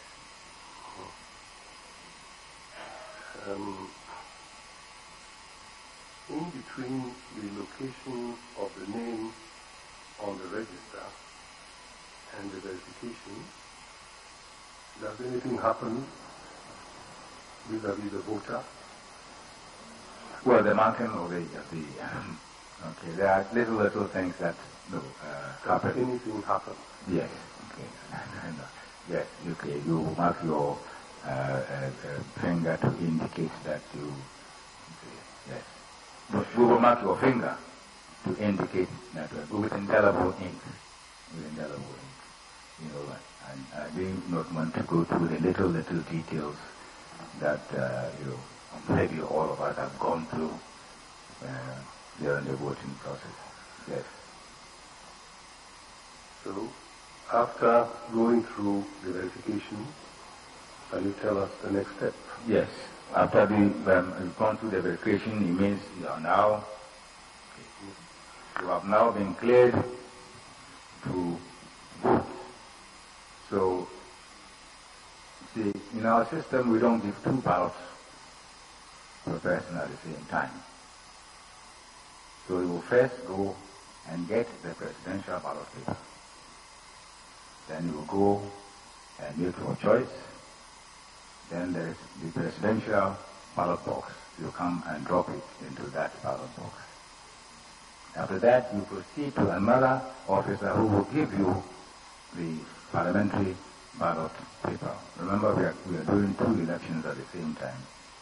And then you go make your choice and then come and put it in the parliamentary ballot box. After that, you are finished and you go home. Now, when a person goes for verification with the device, what exactly happens?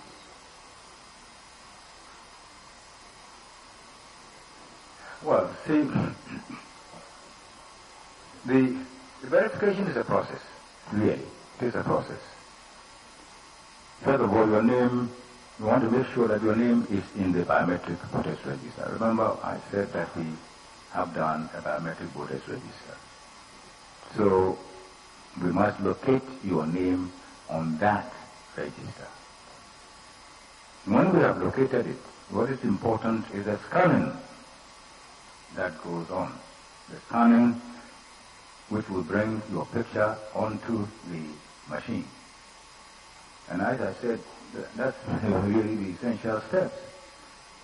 If your picture comes onto the machine, it will indicate whether you have fingers or you don't have fingers. If you don't have fingers, the verification is finished.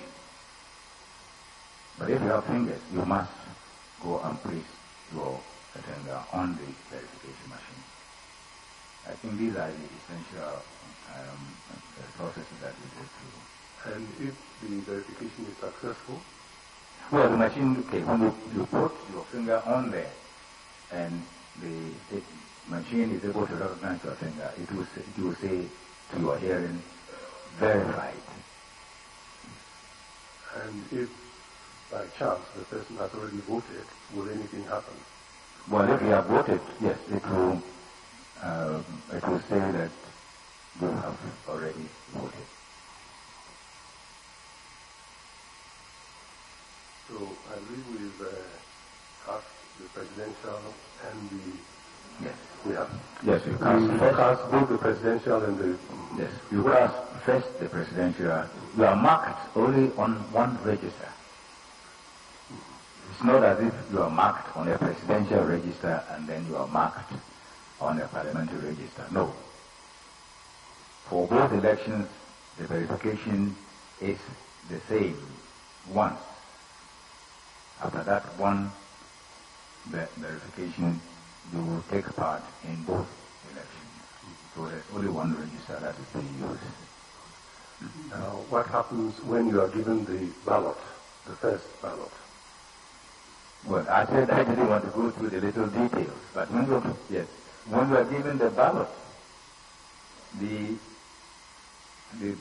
ballot issue officer is supposed to stamp on the back, or some put a stamp. Nowadays we stop putting the stamp. You must put an official stamp on that. Let me say right away that the stamps we use have no serial numbers. The stamps we use have no serial numbers.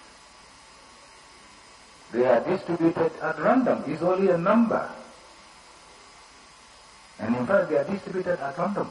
We just share them. They are in a pool. The officer will give you one. There are no two of the same, but we'll give you, and we'll give them to you at random. There is no serial number for the stamps, And whilst we are in elections, before I forget, there are no serial numbers for ballot boxes. There are no serial numbers for ballot boxes. Our ballot boxes don't carry the serial numbers. And there are no serial numbers for the tamper-evident envelopes. There aren't. I don't know why somebody is trying to invent serial numbers for some of these items that are in our custody.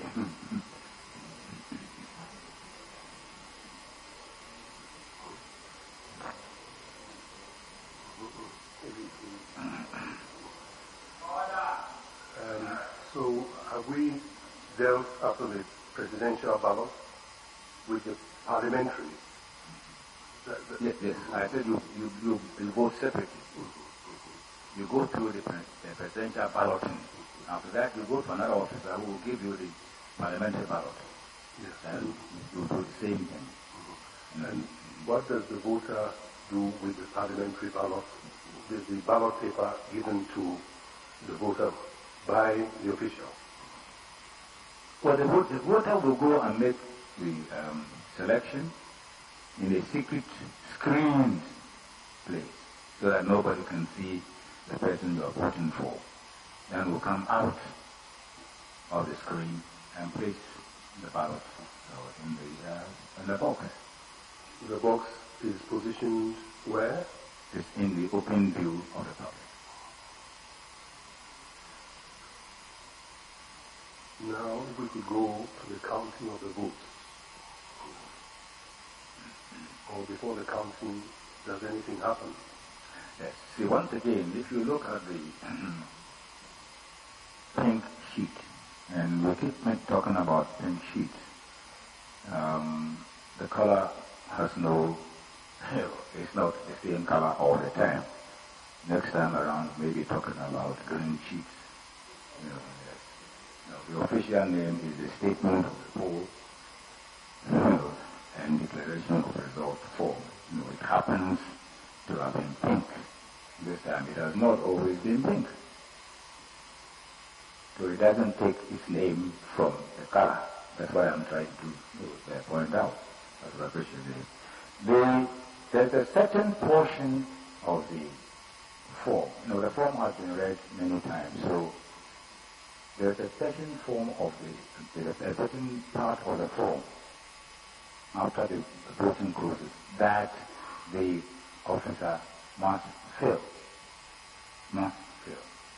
before opening the ballot box to proceed to count. Once again, if the person doesn't fill, there is an irregularity. So after that portion of the form has been filled, then we will go and open the ballot box. Of course, there's some preparation to do.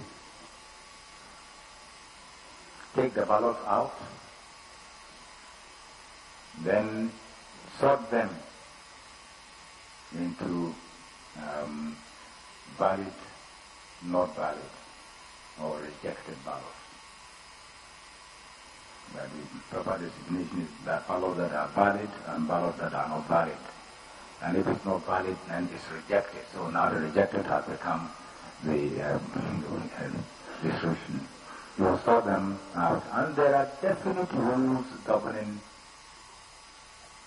the rejection of ballots.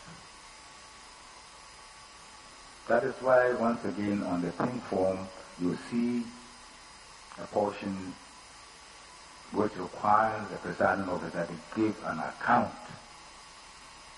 of the rejected ballots.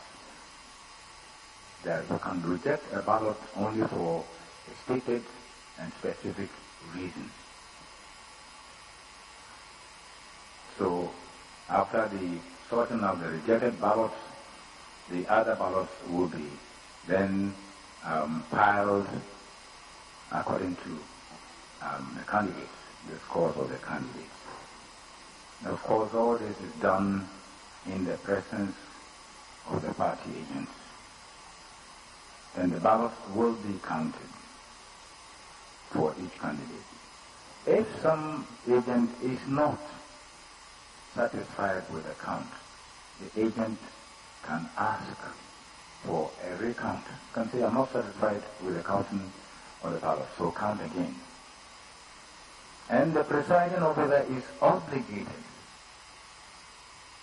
on the first request, the presiding officer is obligated to count the ballots again.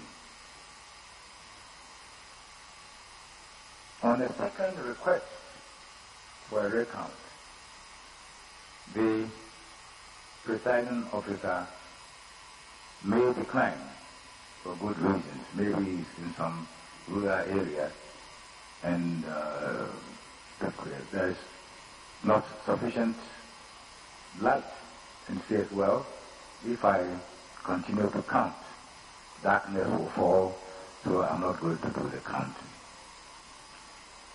In that situation, recount. A recount, yes. I'm not going to do a recount. In that situation, all the ballots must be placed back into the ballot box. Then the presiding officer and party agents will together take the ballot box to the constituency center. Slowly. Please.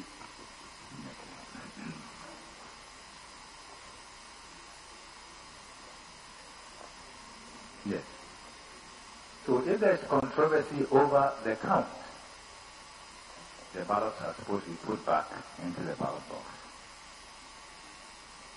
and the contents taken to the constituency center. And at that center, the returning officer, who is the superior officer, will then count the ballots. and declare the results. In the presence of anyone? Well, the agents. It's the agents. That's why the agents are supposed to accompany. But in the case of controversy at the polling station. And by agents, you mean? The party candidate agents. If there is no controversy over the counting of ballots at the polling station, then the votes obtained by each candidate will be indicated on the pink sheet, and that is the last portion of the pink sheet, where the names of the candidates are, and their scores will be indicated. Then the presiding officer is expected to sign.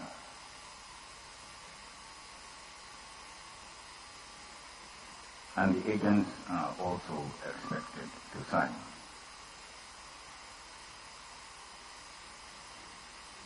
And when they sign, the agent gets copies, signed copies of the results with the annuity to the candidates who appointed them as agents. They may, if they like, accompany the presiding officer to the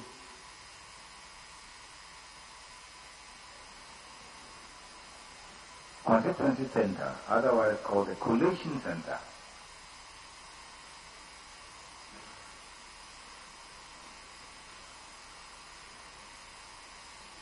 where the polling station results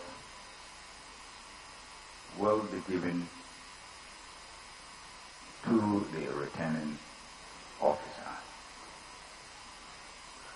Dr. Arjan, at the polling station, is any announcement made? Yes. After the presiding officer has assembled the results,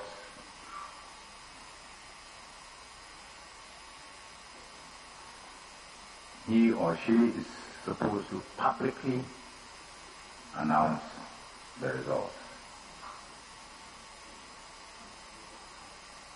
to the hearing of the people present.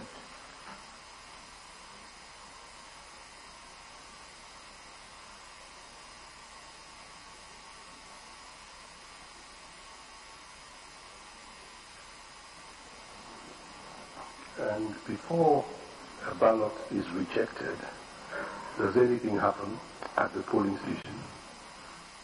Yes. See, before a presiding officer finally says this ballot is rejected, he or she is expected to show the ballot paper to the agents and to give the reason for wanting to reject the ballot. So you show up the ballot paper to the agent and say, this ballot paper is blank, which means that there is no mark on it indicating that this the voter voted for any candidate. So I'll be rejecting it. But the reason to fall within the regions that are given there in the ballot paper. But he must show the ballot to the agents and inform the agents the reason why he or she is rejecting the ballot paper.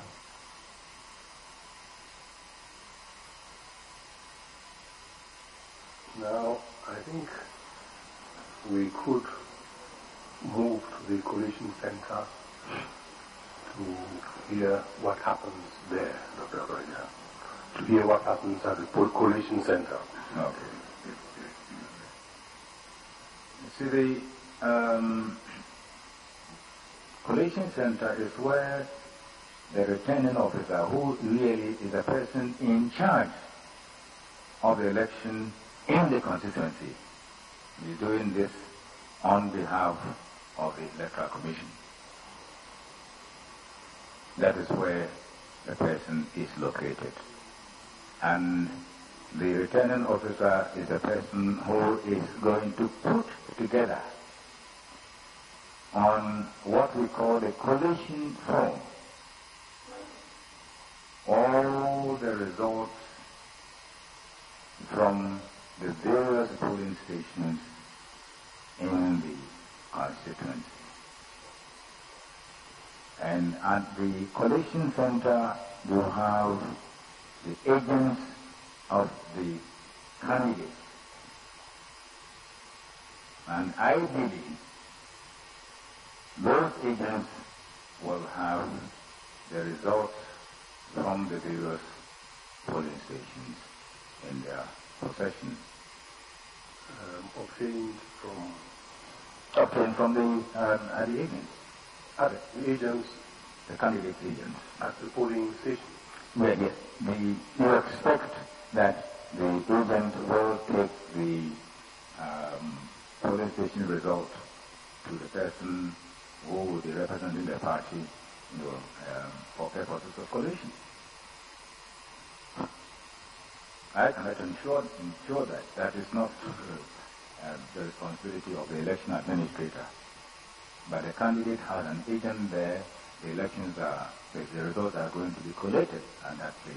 And indeed, a number of them will have the individual results from the polling stations, from which they can check whether the collation being done is correct or not. But let me say that when there are two errors that can easily be committed at the collation center. And we call them, in election language, transposition errors. Transposition errors. And let me tell you that some of these things have occurred. A transposition error would be, remember you have a number of candidates. The two forms of transposition errors. My scores have been entered against another candidate, and maybe that some other candidate's scores have been entered against me. That would be a transposition error. All right? Particularly if care is not taken in arranging the candidates. If the candidates are not arranged in the same way on the collation form as they are arranged on the polling station form, that is a pin sheet, it could easily give rise to a transposition error. But one form of transposition error is the exchange. A's results have been given to B, and B's results have been given to A. It's a transposition error. Another transposition error that can occur at the collation center is taking the score from the print sheet onto the collation sheet. And that one also occurs. Maybe let's say the number is just usually a very high number. It is 11,000, and then he puts 1,100. That would be another transposition error. So when we do the training, we tell people to watch out for the possibility of transposition errors. We have seen them where they have resulted in the defeat of candidates who should have won the election. Now, when you say collation, what exactly does it mean? Yeah. Okay, it means that the person has to put on this form that we call a collation form the result from all the polling stations that make up the constituency. So, let me give you some, and there's a wide variation in the number of polling stations. Our smallest constituency in terms of polling stations, I believe, is Bolga, with 29 polling stations. Bolga has 29 polling stations. Our largest polling station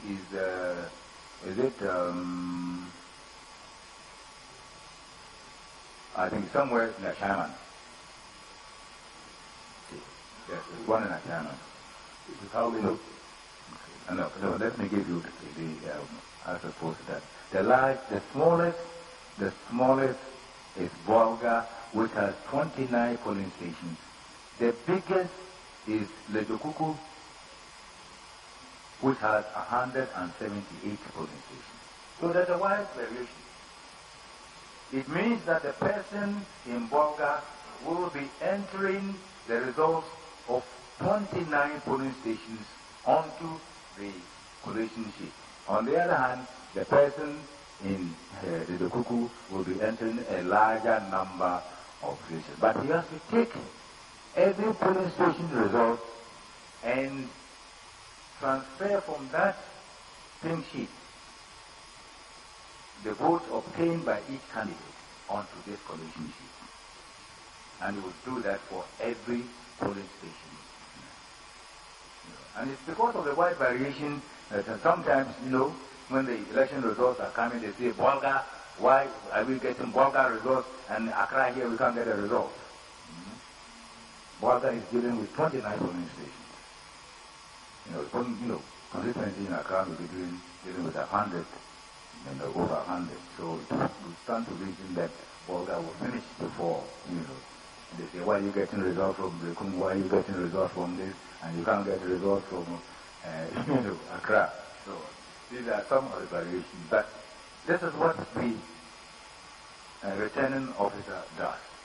They will assemble all the results from all the polling stations, making sure that he faithfully translates the votes of every candidate into the candidate's column by adding.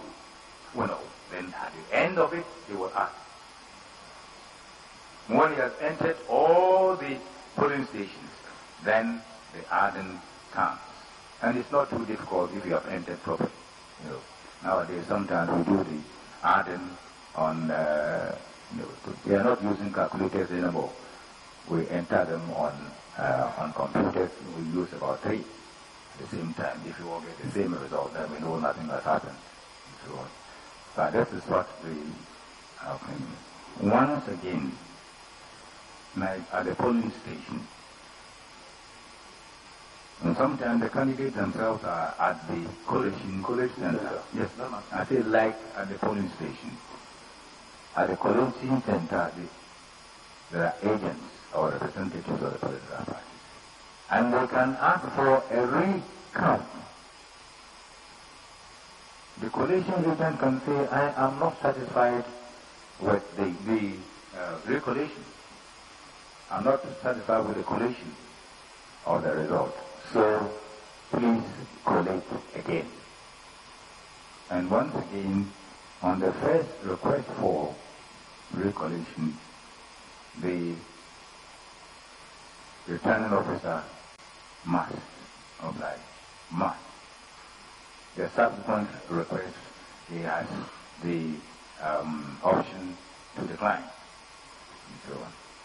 But I know that in some places, and this is important, we are all trying to understand some of these things. Sometimes in newspapers will report that, somewhere in Accra, new town, they kept counting the ballots and counting the ballots and counting the ballots. No, it's the recollation of the result.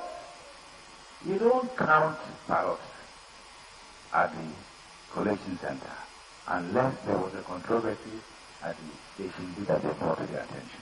But recollation can take place and take place and take place until people are really satisfied. And I can understand why an agent can say, well, I'm not satisfied with the recollation, because it's a large number of stations that you are adding up. It's not just one station.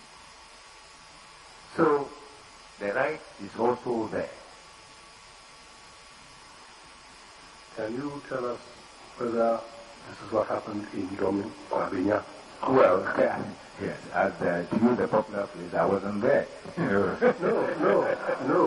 It's you and I were not there. To use the popular phrase, you and I were not there. So we were not able to give a faithful account of what actually happened. But I suppose this is what happened. That during the collation, somebody said, no, I am not satisfied with the collated results.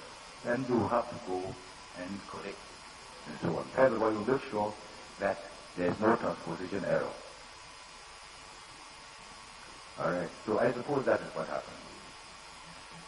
Now, after the collation has been completed and the form has been duly filled, does anything happen to it?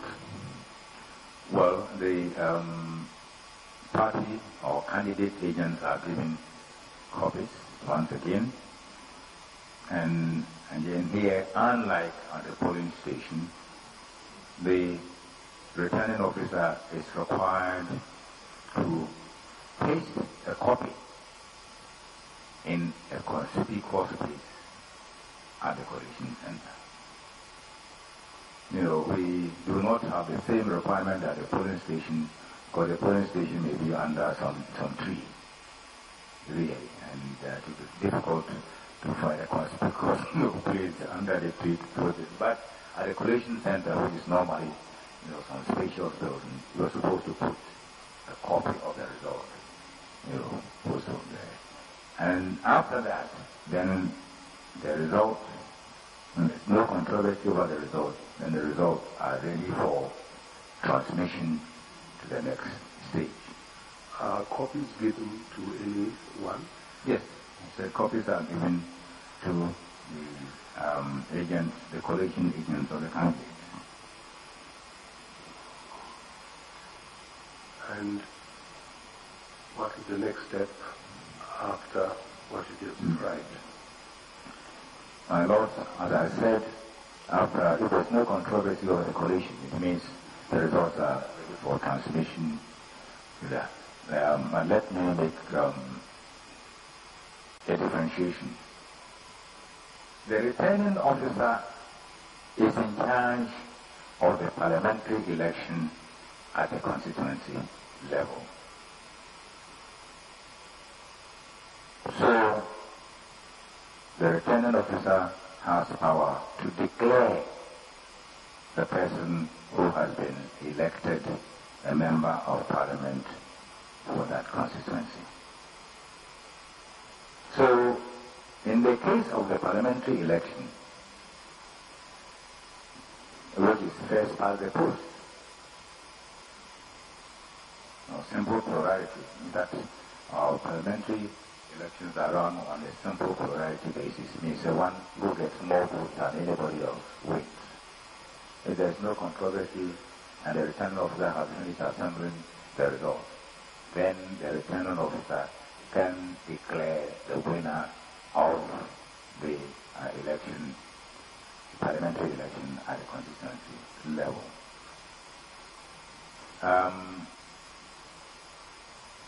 But the returning officer is not the last stop for the presidential election. So even though the returning officer will announce, to give an indication, the people who have voted in the constituency, they want to know what happened. So the returning officer will announce the results of the presidential election also at the constituency center. But since the returning officer for the parliamentary election is not the same as the returning officer for the presidential election, those results will have to be, the presidential results will have to be brought forth to Accra, where by law the chairman of the Electoral Commission is the returning officer.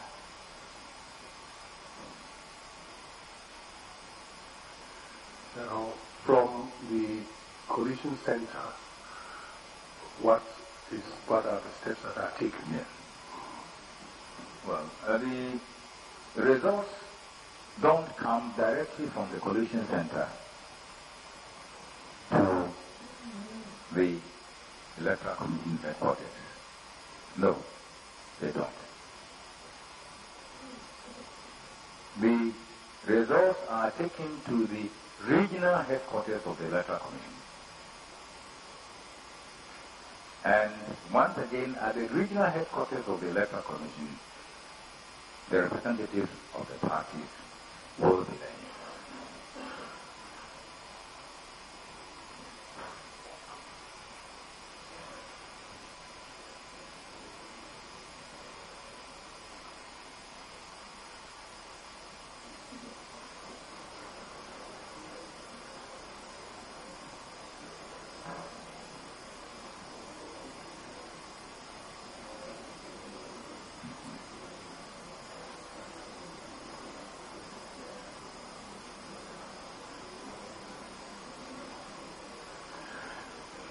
So, for example, all the constituencies in Ashanti will have to take their results to our office in Kumasi. And the results will then be faxed from our regional office to the Electoral Commission headquarters in Accra.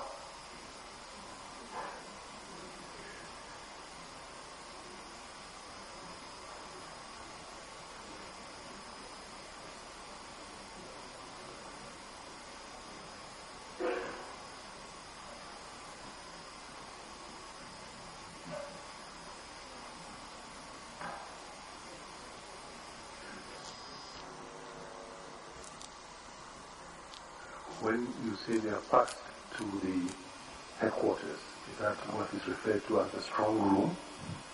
Yes, the so-called strong room, which is really an operations room. And my lord, if I may describe the strong room, it's a rather small room. It's a small room, and maybe it's not as strong as my office. Really, I call it strong room. What you have there basically are communication equipment, particularly for the purposes of elections, 10 fax machines, each one dedicated to a region. So that if this fax is in action, we know a result is coming from the Upper East, or a result is coming from the Western region, a result is coming from the Border region, and so on. Each region has a dedicated line for one fax. But let me say that maybe I have already indicated. When these are being faxed from the regional headquarters of the Commission to the national headquarters in Accra, the party representatives are also there.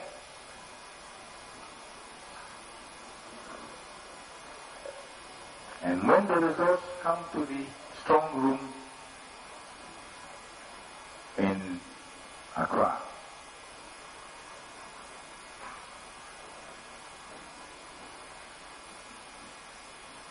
for purposes of the national collation of the results, once again we have party representatives in the strong room.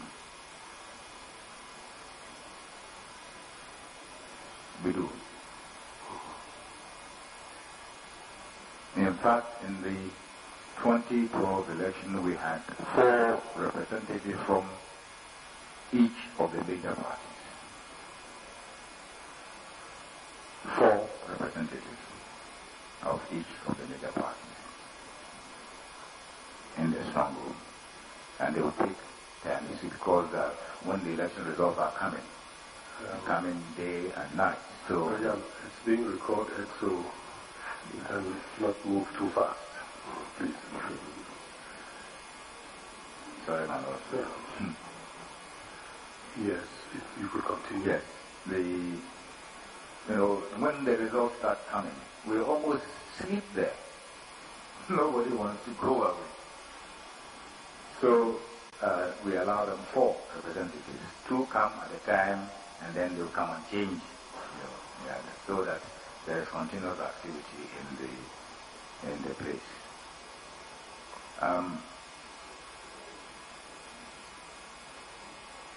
What happens when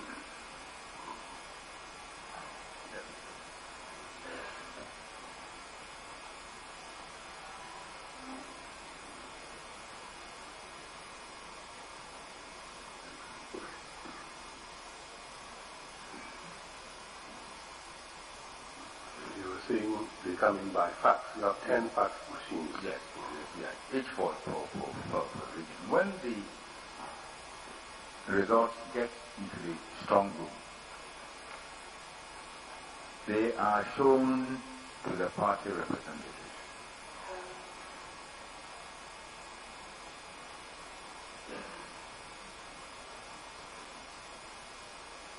They examine the results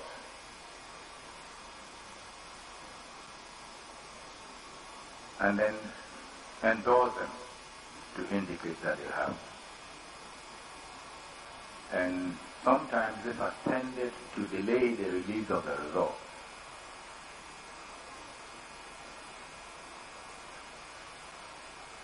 Because sometimes when a party has lost heavily in a constituency, they don't want to sign the result. And they say, well, we want to call our people for certification before we sign. And there have been a number of occasions when I have walked from my office to the collation room and told the people that, look, you are not here by any law, because no law requires that party representatives be detained in the strong room when we are going to college. No, there's no law. It's because we want to enhance transparency and credibility in the process that we allow you to be here. So when they sign, then the result is sent to me. So the party representatives see the results before I see the results. And that is why I keep saying all the time that even though I'm the returning officer for the presidential election, I'm the last person to see the results. The results have been seen at the polling station, they've been seen at the collation center, they've been seen at the regional center before being sent to me. When they've been sent to me, there are party agents who certify the results, sign the results before I see them. So this is the process. They will sign onto the results that have arrived in the room before they send them to me for my signature as the returning officer of the election.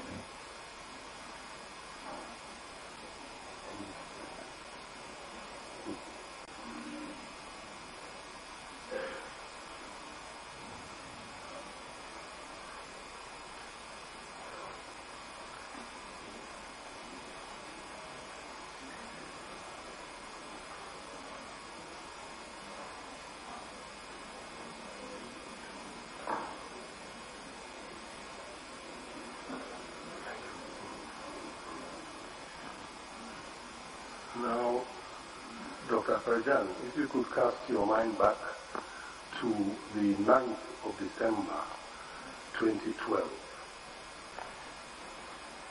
can you tell the court what happened on that day, the latter part of the day? The 9th? That's the day of the declaration of the results. Okay. Yes. And quite a number of things happened before the results were declared.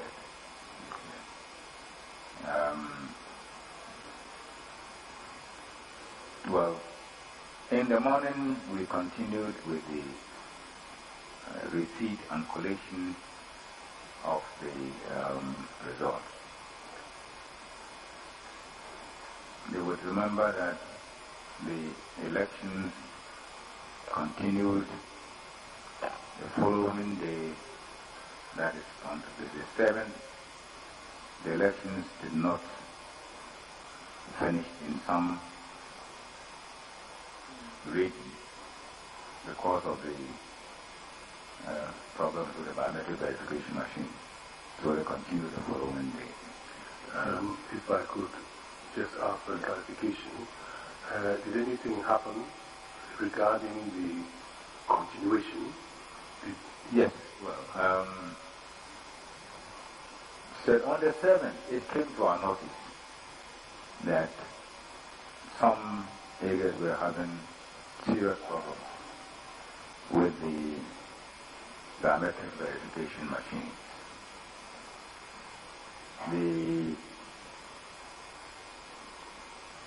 And by agreement and by law, we had all said if a person is not verified, the person cannot vote. And we had agreed that if the verification machine broke down and we couldn't find a replacement, the election should stop until we could get a functioning machine to continue the election. So it came to our notice that in some places they were having serious problems with the verification machine.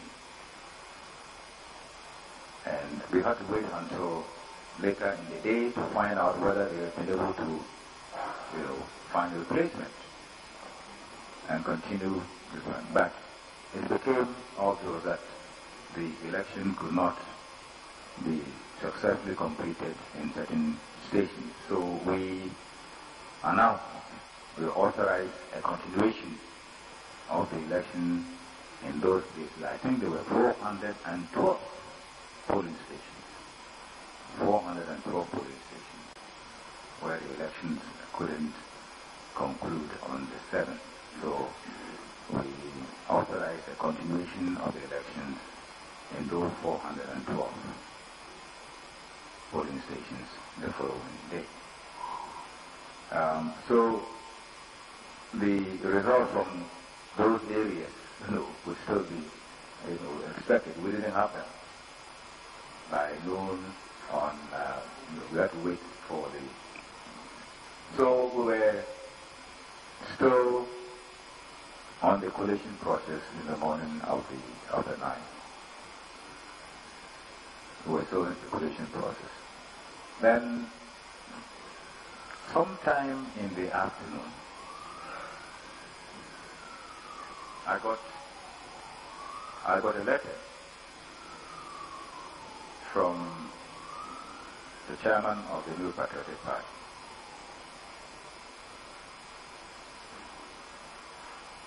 Indicating or asking for a meeting.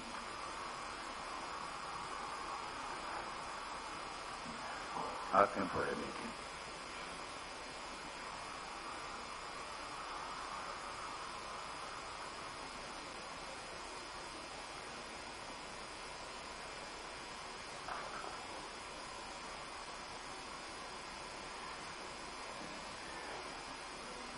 Can you look at the document in your hand, NDC 43. Is that correct? Yes, my lord. Is that the letter that you received from the chairman of the NPP? Yes, my lord.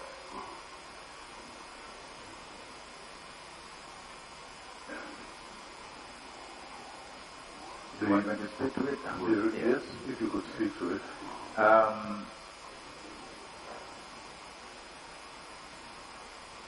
When I got the letter, I informed my two deputies that I received this letter.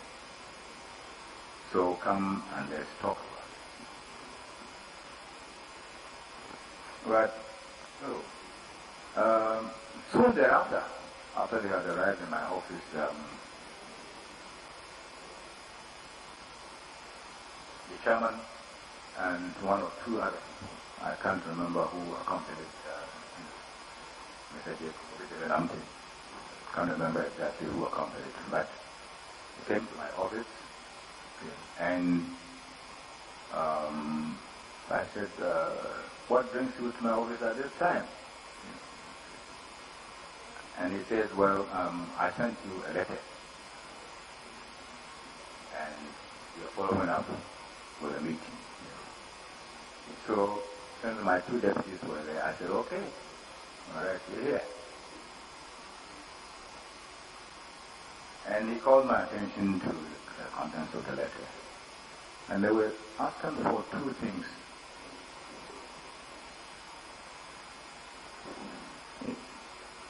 My lord, with the permission, I'll read. We request that you, as the returning officer of the presidential election, 1. Cause an audit of the verification machine to establish that it tallies with constituency collected signed results. And 2. Order a recollation of the presidential ballot at the constituency level to help establish the credibility and accuracy of this year's presidential election. So I told him that Before that, what would this have entailed? what The audit and the two requests. the second one is straightforward. Order a recollation of the presidential ballot at the constituency level to help establish the credibility and accuracy of this year's presidential election. That one, this is a question that we go over the collation. 200 and... Yeah. So, well, more than that. It means that recollect all the polling station ballots. That's what it means. 26,002. Yes, that's what it means. And I indicated that with respect to that one, it cannot be done since there have been no protest. It could not be done, but there is no protest. With regard to one, cause an audit of the verification machine to establish that it tallies, is asking for the same thing. Go to every verification machine and find out what happened. Once again, 26,002. So I said, sir, what you are asking me to do will take months. At the earliest, months. So I'm sorry, this request cannot be granted. So they left my office. Then not long thereafter, I received a call from the chairman of the Peace Council. Apparently, they had copied this letter to the chairman of the Peace Council. So the chairman of the Peace Council called me and said, this is what has come to our notice. Then I said, oh, the chairman left my office not too long ago. The chairman of the MPP left my office not too long ago, and I told him that the request that is making is not something that can be carried out in a short period of time. So we're not going to grant the request. So it suggested that let's have a meeting. So let's have a meeting with the... And I said, oh, that's fine. The chairman of the Peace Council. One would say, yeah. Just a small interjection there. At that stage, this was in the afternoon or late afternoon in the night. Okay, let's say the mid-afternoon. What was the position that you had reached with regard to arrival of the results, etc., as to the normal work of the commission? Well, all the results, I was told, had come in, but had to be checked and checked and checked for us to make sure. So the checking was still going on. The checking of the results. When we get results, we check them and make sure the results have been properly done. So we were in the process of checking the results. Please proceed, Dr. Brian. So I told the chairman of the Peace Council, said, yes, I'm willing to meet with them. So he said, what time? And he suggested 5 o'clock. The chairman of the Peace Council suggested 5 o'clock. I said, yes, I'm all right. Apparently, they hadn't gotten back to the offices, good time to be able to come back by 5 o'clock. So the chairman called me again and said, can we push the meeting to 6 o'clock? So I said, okay. So we scheduled the meeting called by the Peace Council at 6 o'clock. So there was an earlier meeting in my office, and then before the meeting that took place in the afternoon, where the Peace Council was present.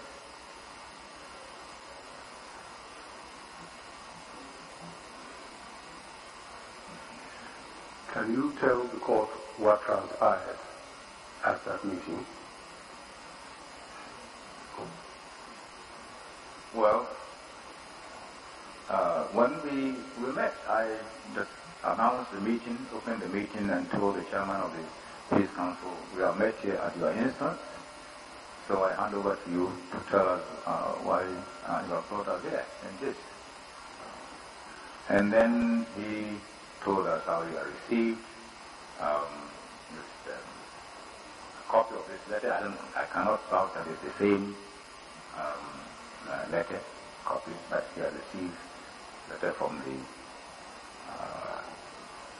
the NPP, complaining about aspects of the election.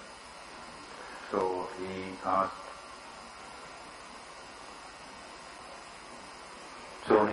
the chair of the NPP to tell the gathering what the problem was. Can you recall who were those accompanying him to the meeting? Well, it will be difficult for me. See, I don't want to mention the wrong names, Very well. of people. It's not here. But the meeting took place on it was not a small meeting. It was not a small meeting. The NDC were there. The Peace Council came with a rather big delegation. The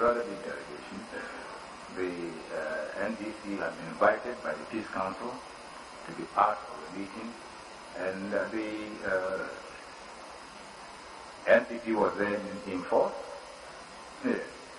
And there were other people not connected with any of these groups who were also there. So it was not a small meeting. It was a rather big meeting. Yes. So, they complained. The NPP chairman complained that they had noticed discrepancies between the results that we had collated and the results that they themselves had collated. So, we said, what discrepancies? Have you noticed?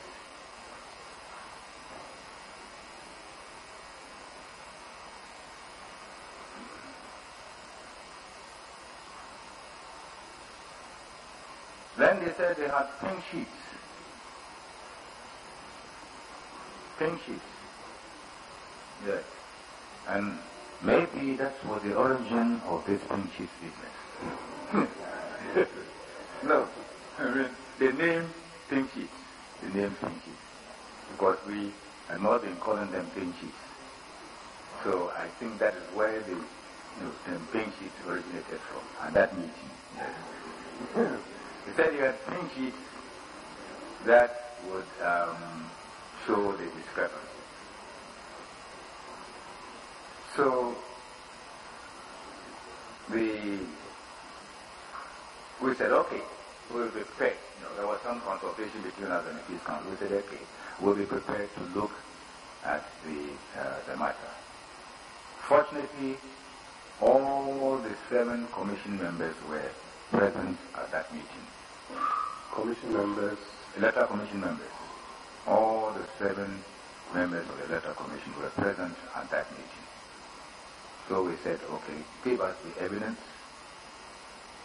and we will return from the meeting and take a preliminary look at the evidence. So we excused ourselves from the meeting, the 7 of us, and went into the room and examined the pink sheet. And what we found was that in some of the instances that were complaining, I think altogether we're complaining about 7 constituencies, the records in there.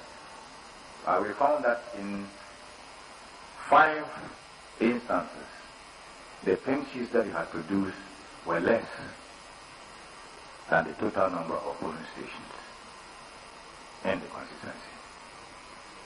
And we must remember that it's 1 pink sheet to a polling station. So if a polling station has if a constituency has 100 polling stations and you are going to prove a discrepancy, you must come with 100 pink sheets. Yes.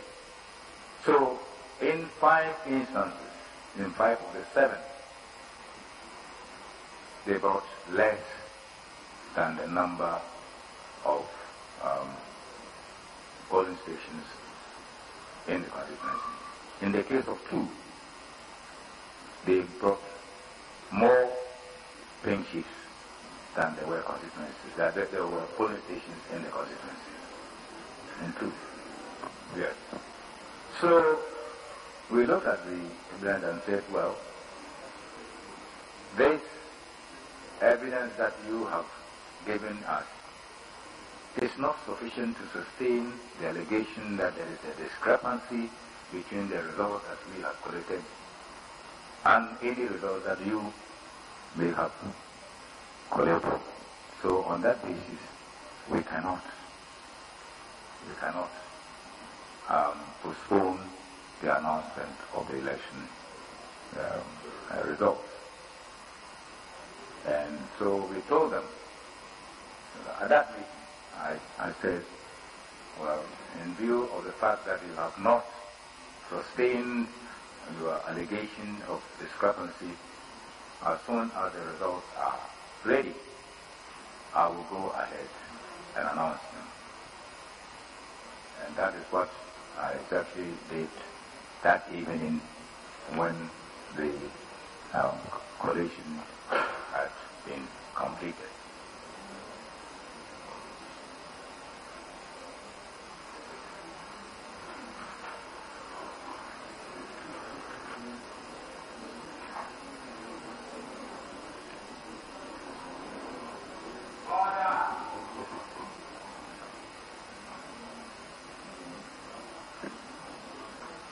And the meeting, I suppose, came to an end? Or? Well, yeah. I thought, yes, it did come to an end.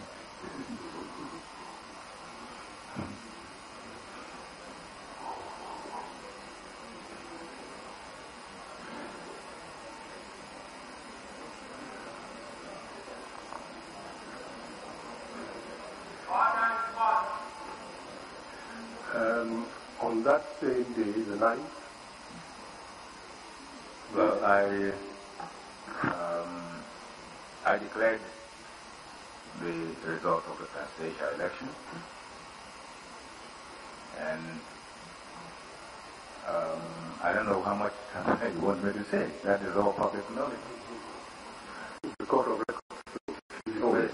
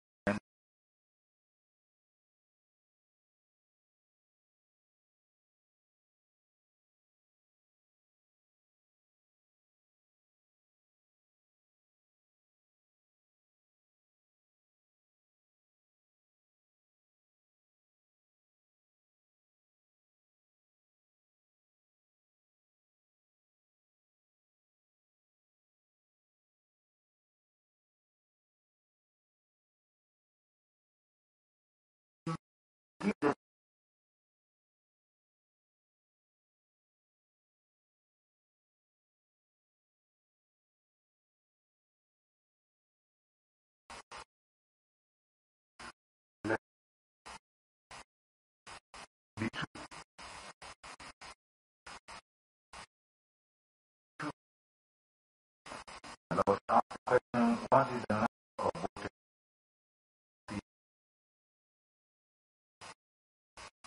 And proxy voting is a facility that is extended to persons. For example, I said we registered people abroad.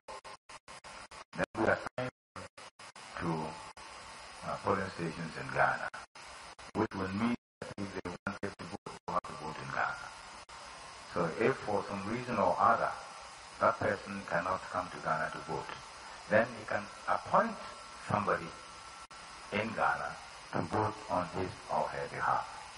And this is the facility that we call proxy.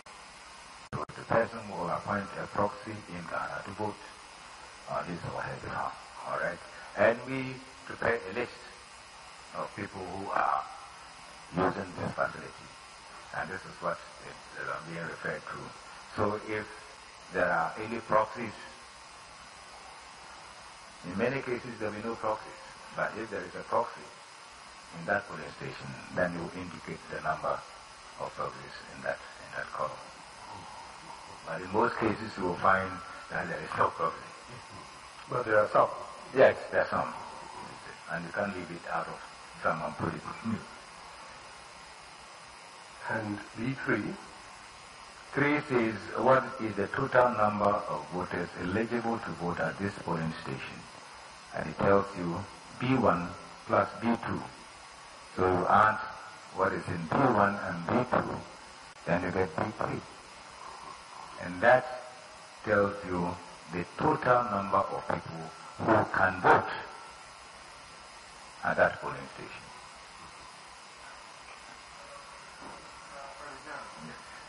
At the beginning of A, it is stated there that to be filled in at start of poll. Yes. For purposes of clarity, do I take it that the same directive applies to B? It's A and B. It's A and B. Yes, instruction for A and B.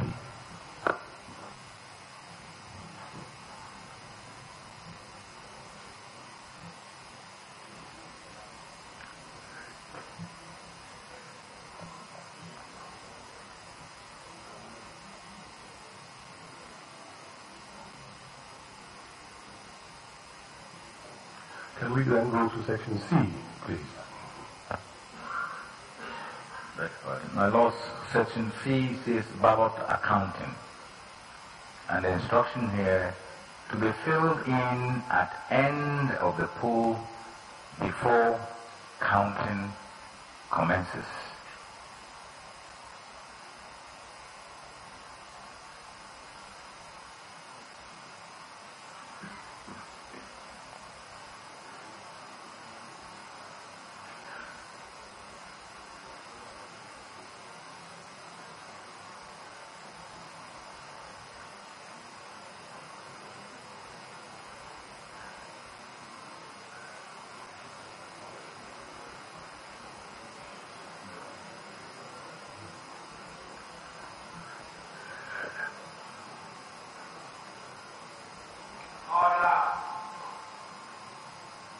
And the next question, Dr. Abrajan. My lord, the next question is, what is the number of ballots issued to voters on the proxy voters list? And, well, if there are any proxies, and they have you have issued ballots to the proxies, then you will indicate it there. C4.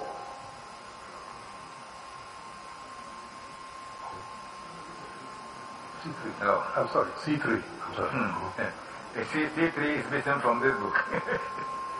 The C3 is this an older form. This is an older form. Yes, there's one that is, no, in there. It's missing here, there. Because normally, as I said, C3 was inserted to cater for a special facility. That's why it's missing from this one. Normally, C3 is not part.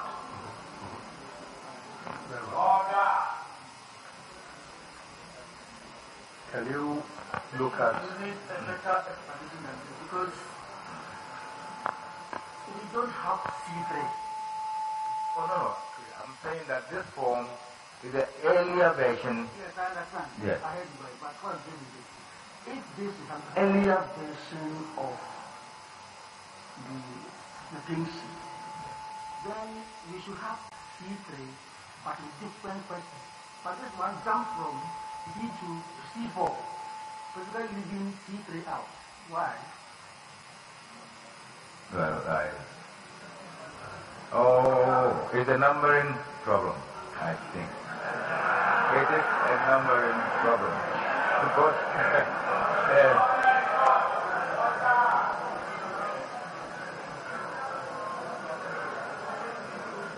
Yes.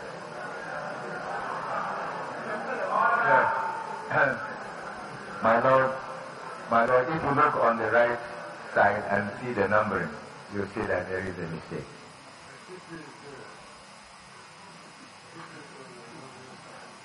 The numbers aligned on the left do not correspond to the numbers aligned to the right. There is always that is well, no, yes, there is a problem. But what I meant by an earlier form. I understand yes. That's what I said. Okay.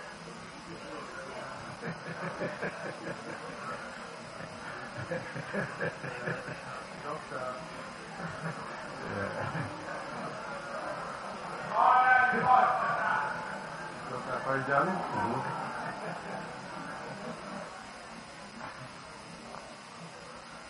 Could you look at exhibit NBM 00058?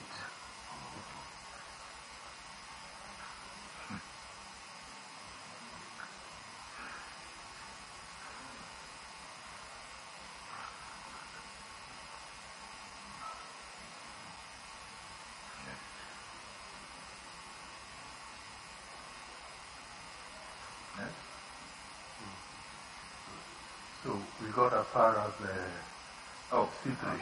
Yeah. Okay. There's a C3 there. Yes, there is. My Lord is there. C3 says, what is the number of ballots issued to voters verified by the use of Form 1C, but not by the use of BVD? That is a biometric verification device. Yeah. That's what it says. And I explained earlier on that this was intended to cater for those people whom we had voted earlier and registered earlier, and to whom we had given voter ID cards, but whose status we had lost somewhere along the way. Yeah, the data was lost, missing data, and we had not been able to recover the data entirely. That these people, because they went through the process, they would have at one time the valid voter ID cards in their possession. But because we had lost the data, they would not be in the voters register. And let me also say that when we discussed with the political parties and they said no, we did not take even the C1 forms to the polling station. 1C? The Form 1Cs. The Form 1Cs. We did not take the Form 1Cs. That would have answered that question. We did not even take them to the polling station. If they had agreed, if the political parties had agreed, then we would have, because we have the 1C. But since they said no, there was no need any longer for us to take those forms to the stations, and we didn't take them to the stations.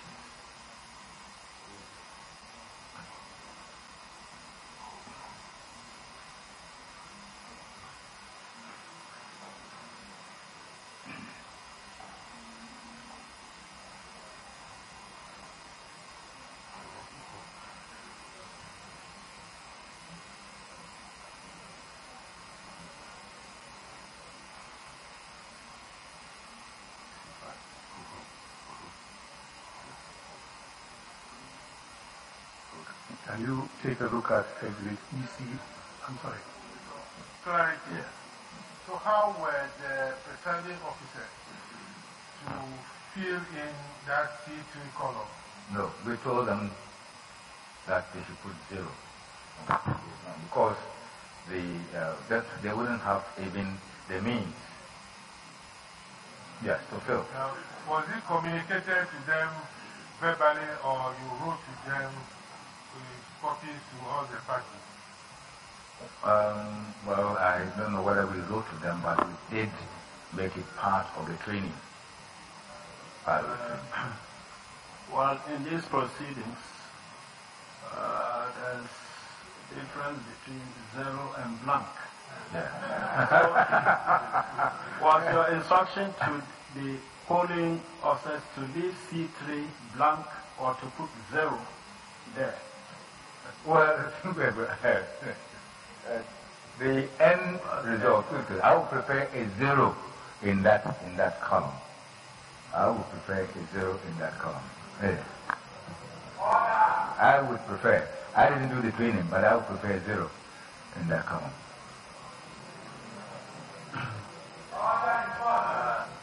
Okay, it's subject to finding out from the people who actually did the training. But I'm telling you that, because Your Lordship, the reason why I don't like blank spaces in election forms is that somebody can go and put a number there. That's why I do not personally like blank spaces in election forms. But I don't know what specific instructions were given. If you leave it blank, somebody could go and put 10 there, and then you have a problem.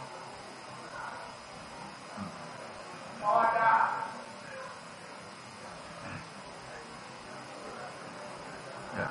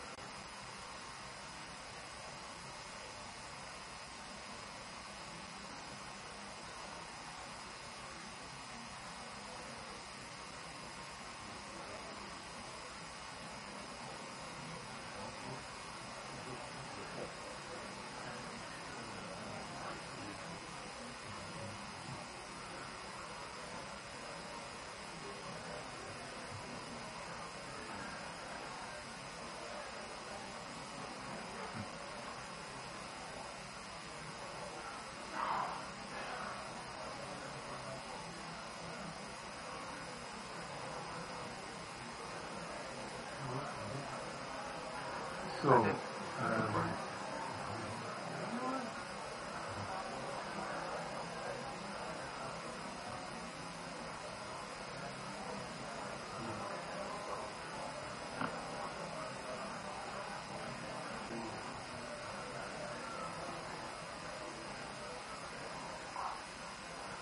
Lord, looking at the time, I don't know whether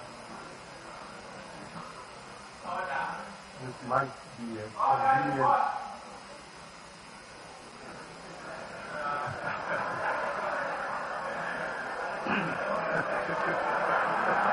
Well,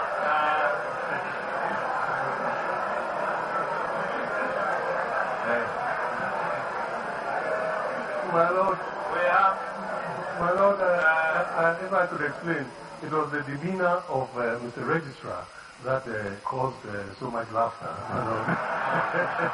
He had such a determined look on his face when he shouted, "Order in court." There's a blank space to 5 minutes to 4.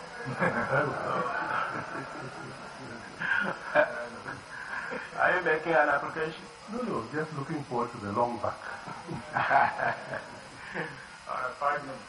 Dr. Farjan, you have in your hand exhibit 55.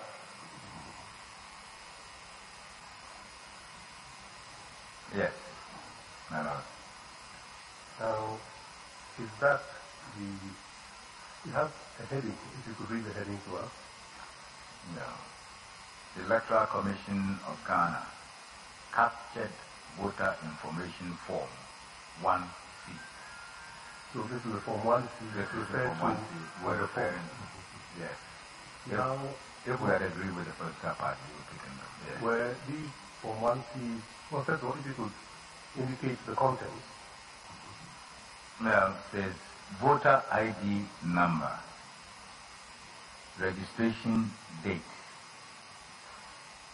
registration center code, registration center name, and section A, applicant's personal details, full name, surname, first or other names, date of birth, age, sex, residential address, town, village or area, district, NID, which is National Identification Number, if you have any.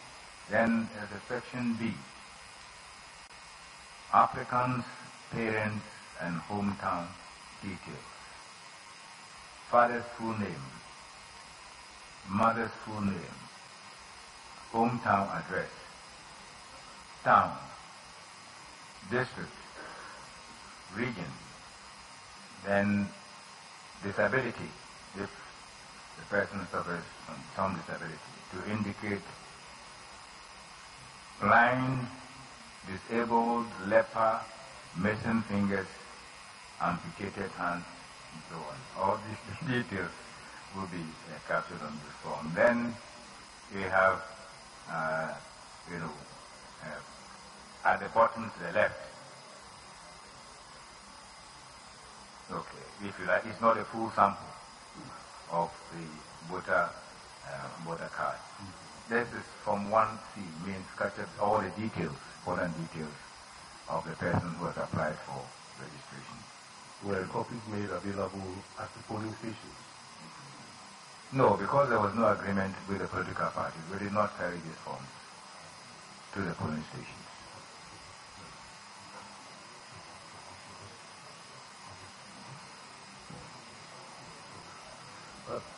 This is what would have been used. This is what would have been used if there had been an agreement to ascertain the identity of the prospective voter and allow the person to vote under the facility called C3, what is the number of ballots issued to voters verified by the use of Form 1C and not by the DVD. But since the political party did not agree, we did not send these forms even to the polling station.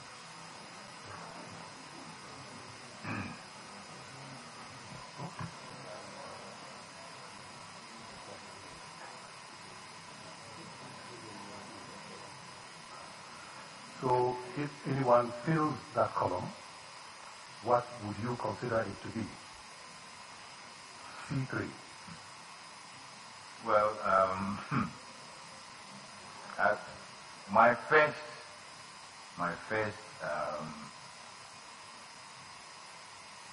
inclination would be to say that it was filled in error. Now, what else would you do in that connection when you were looking at the form? You mean on the C3? Yes. No, you see, you will have to do an analysis of the form. Really, I said my first inclination would be that it's an error. But if you want to find out what it really is, you must do an analysis of the form. You see, this is it is a document. No, this is a document. And if you want to get the full meaning of the document, you must read it as a whole. Right? If you just take one line and do this, it becomes difficult to get the meaning of the whole. But I'm saying that my first inclination would be because we didn't send the forms there. So how did the person verify my forms that we didn't send there? So my first inclination would be to say that it was filled in error. But to see whether it was filled in error or not, you must do the full analysis of the form.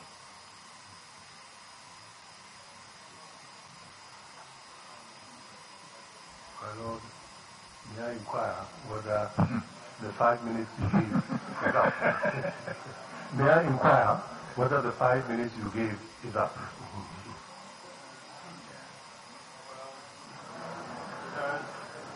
Overvoting of it by 2 minutes. So, and proceed.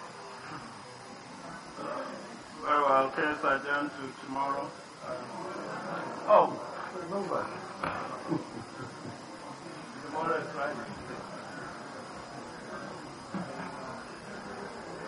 Yes. Form was filled in error. In error. Yeah. So adjourned to Monday. Monday is 3rd June. All right, Monday, 3rd June.